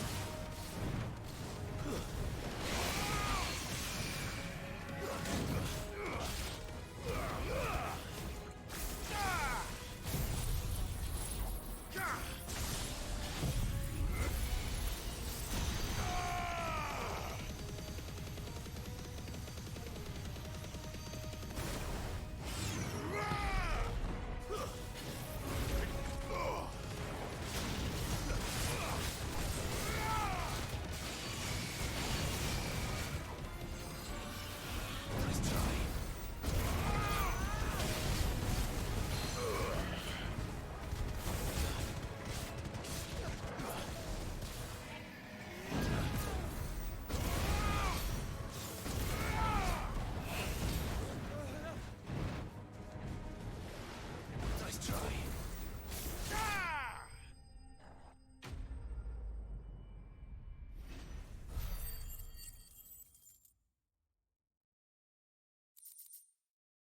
I better get these materials to Mid so she can finish her prototype.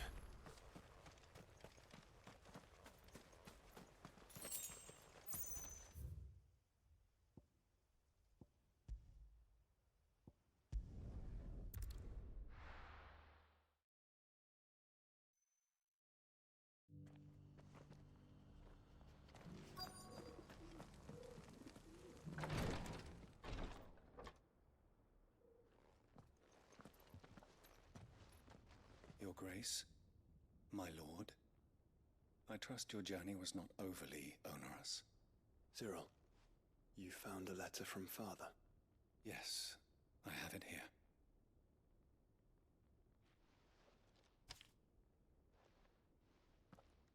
If you would do us the honor, my lord.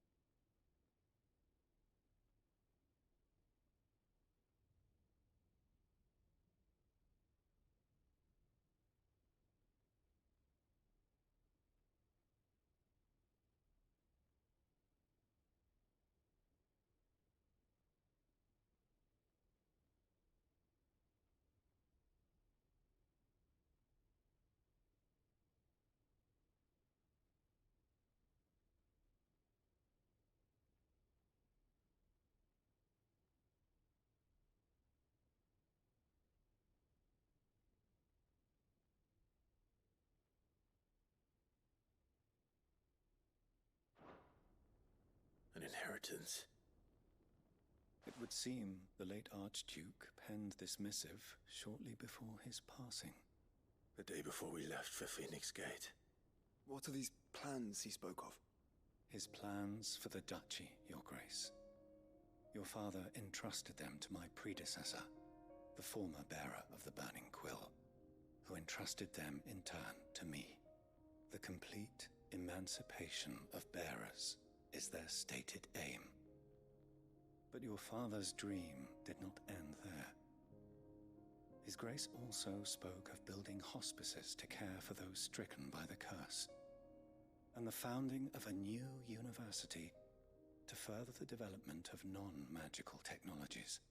With the blight spreading ever more widely across the twins, Archduke Elwyn saw this as the only means of securing Rosaria's survival. He wished to see men and bearers treated as equals. To see centuries of common wisdom overturned.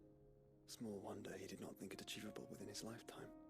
But he thought it achievable nonetheless. Had he not, he would never have written this message.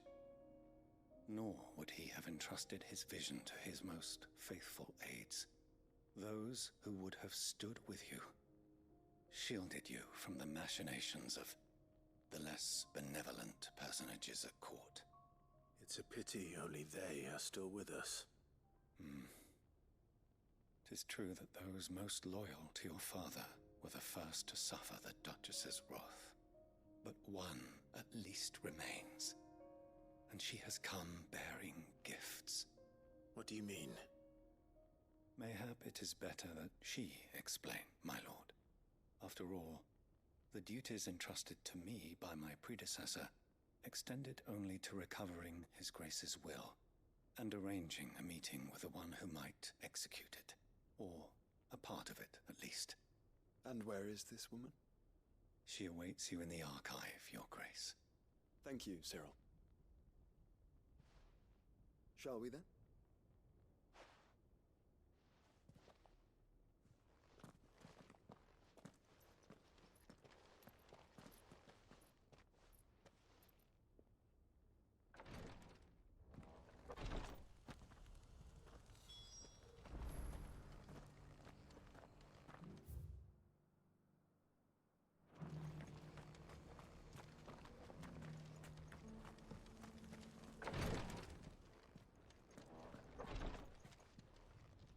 Lord Marquis, if you have a moment. What is it, Cyril? One of our brethren lately journeyed across the strait in order to pursue a new avenue of inquiry in our ongoing investigation. He sent an owl some while ago, but we have heard naught from him since. Was he surveying another fallen ruin? No. The object of his study was a savior cult that has arisen in Ash in recent years. We believe it may have some connection to the Circle of Malleus, an ancient religion that worshipped Ultima as its god. By gaining an understanding of this new faith, we hoped to learn more of the Circle's original beliefs. And so you sent one of your brothers to Ash, a continent teeming with orcs and Akashic. Fully cognizant of the risks, yes. I entrusted the mission to one of the most able of our order, the Third Chair, a master of the arts of combat and survival both. Though he has been silent for some days now, I have thus far refrained from sending any others in search of him, lest they be lost in turn. Yet, it seemed only right to inform you of the situation, given your unique experience of the perils of Ash. For as you so earnestly advised me, it would not do to abandon a man to his fate, when he might yet be saved. It would not. But Ash is a big place. Can you be any more specific? Perhaps. The last owl I received from him mentioned a village where he had heard the cult were wont to assemble. Mickleburg was its name. It lies in the southern reaches of Waloed. If aught ill befell him, I expect it did so there. All right. I'll see what I can do. You are much too kind, my lord. Go then, with my hopes, and may the Firebird's flame ever burn in your heart.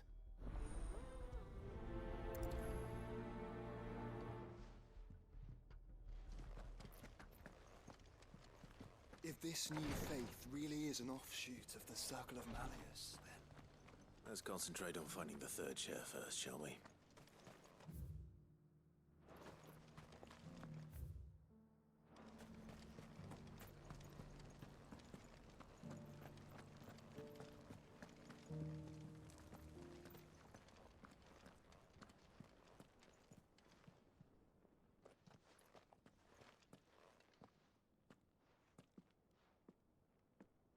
My lord, your grace.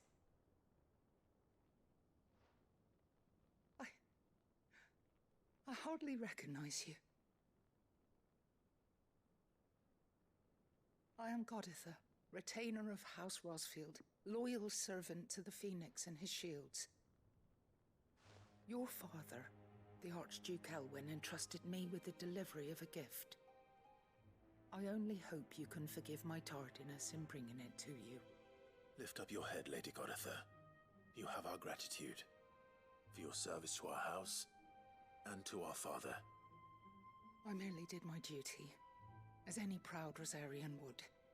My lady, perhaps you could explain a little more? What exactly is the gift you bring? As I'm sure you know, it has long been the custom for the children of House Rosfield to be presented with certain keepsakes upon their coming of age. Indeed it has. Our father often spoke of the day when our turn would come.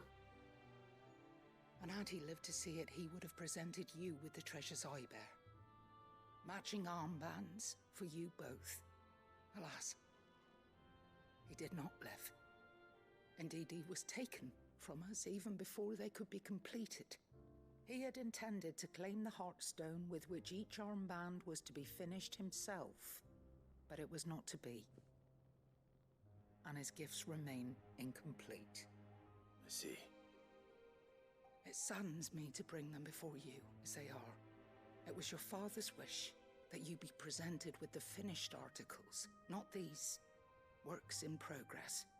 But with his grace long since gone, and the stone left unclaimed, I had little choice. You are grown men now, and his house is yours.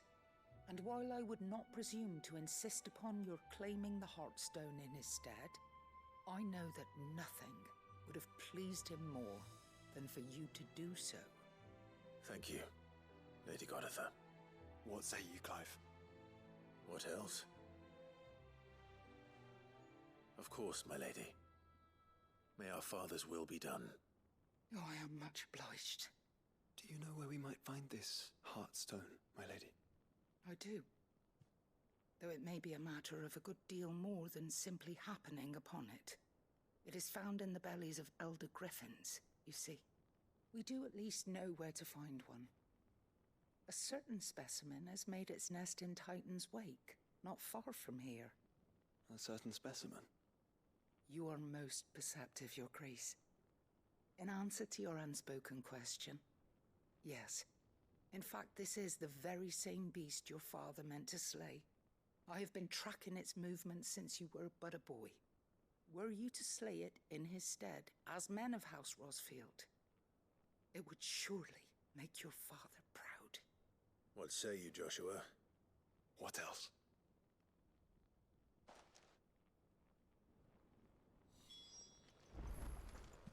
Titan's Wake is to the south of here. But we must not be hasty. The good lady has been disappointed once already. Welcome, welcome.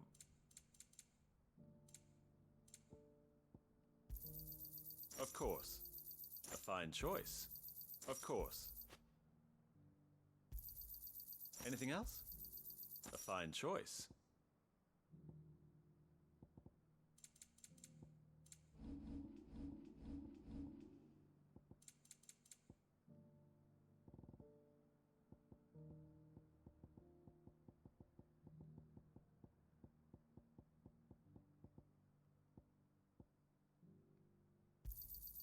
Got anything else for me? Ah, not bad. Take care.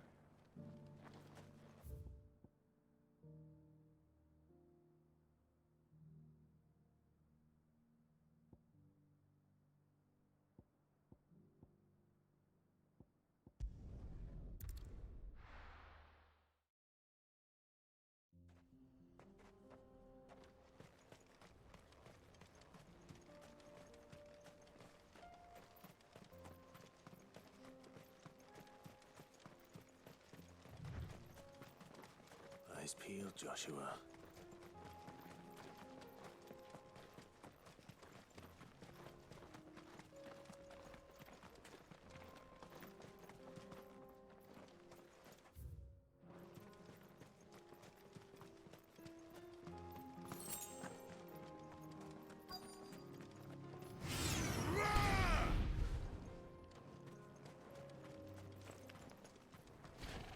There it is. For House Rossfield.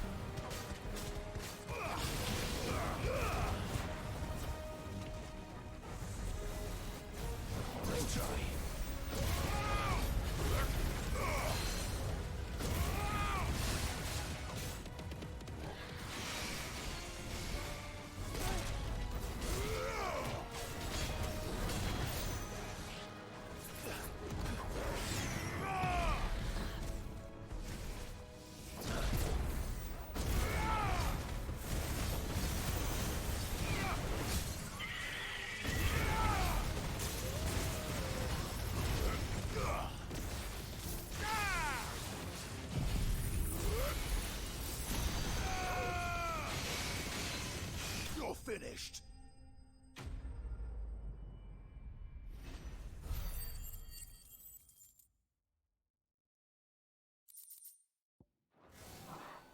Is this the Heartstone? I expect Lady Goditha will know.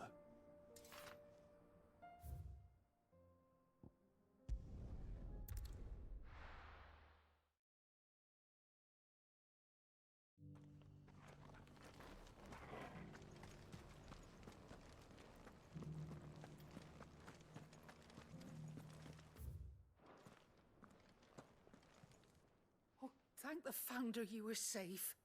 The Griffin is slain then? And the Heartstone claimed.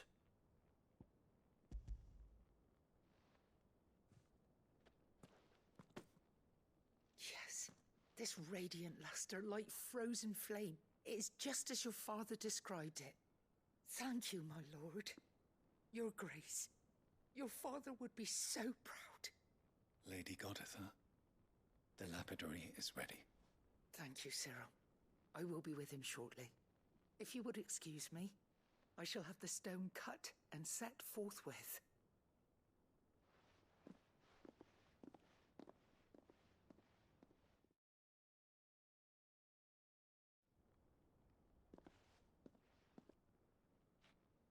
The armbands are complete. Pray, take them. They are yours, after all. Heartstone is harder and more enduring than garnet, or even ruby. It symbolizes unwavering will and devotion. And the graven vines encircling the stone represent the unbreakable bonds between you. It's a message. Father knew we had enemies both inside and outside the duchy. Enemies who would thwart his vision. Only with unwavering devotion would it ever be realized. And only if we stood together, as Phoenix and Shield, as brothers in arms. Only then might those enemies be overcome. Indeed. His Grace knew the enormity of the task he would entrust to you, his heirs. But this was more than just a message. It was a promise. That he would always be with you. Thank you, Lady Goditha, for remaining the steadfast custodian of our father's will. Forgive me, my lady, but there is something I don't quite understand. The Undying told me that after Father died, Mother claimed all of the ducal treasures for her own. Even if the armbands were incomplete, she would surely not have overlooked them. So, How were you able to keep them from her? Because I was the keeper of the vault. Though I was but a lowly servant, your father spoke to me of his intentions for the bands, of the deep love he had for both of you, and his hopes for your future. In the days before the disaster at Phoenix Gate, I discovered that the Duchess had ordered her jewelry be sent away from the castle. It was then that I knew she meant to betray us. I tried to warn your father, but it was too late. When word of the fire reached Rosalith, I knew my time was short. So I took up the armbands and I fled into the night. And thank the Founder you did. Yet my duty to your father was incomplete. Not knowing what else to do, I followed the Griffin, thinking I might claim the Heartstone on its passing. And so my pursuit continued, until Lord Cyril appeared before me. He informed me that His Grace's will had been recovered, and that his sons were alive and well. Lady Goditha, on behalf of my father and all the people of Rosaria, I thank you for your loyal service. As do I. Thank you, my lord. Your Grace, for coming back to us, for giving my service meaning.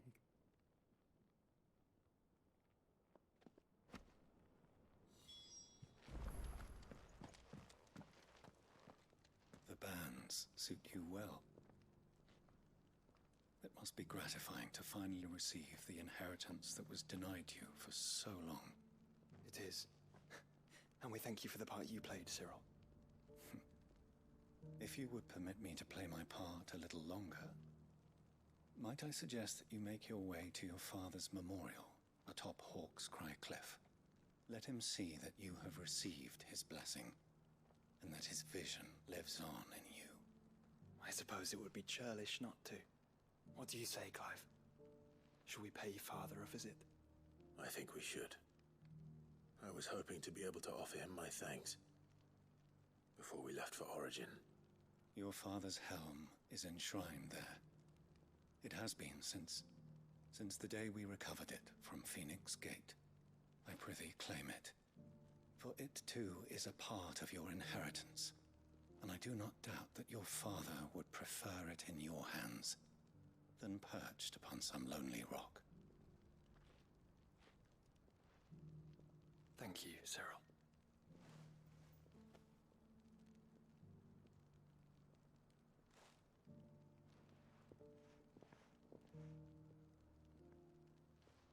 Come on, Clive. He's waiting.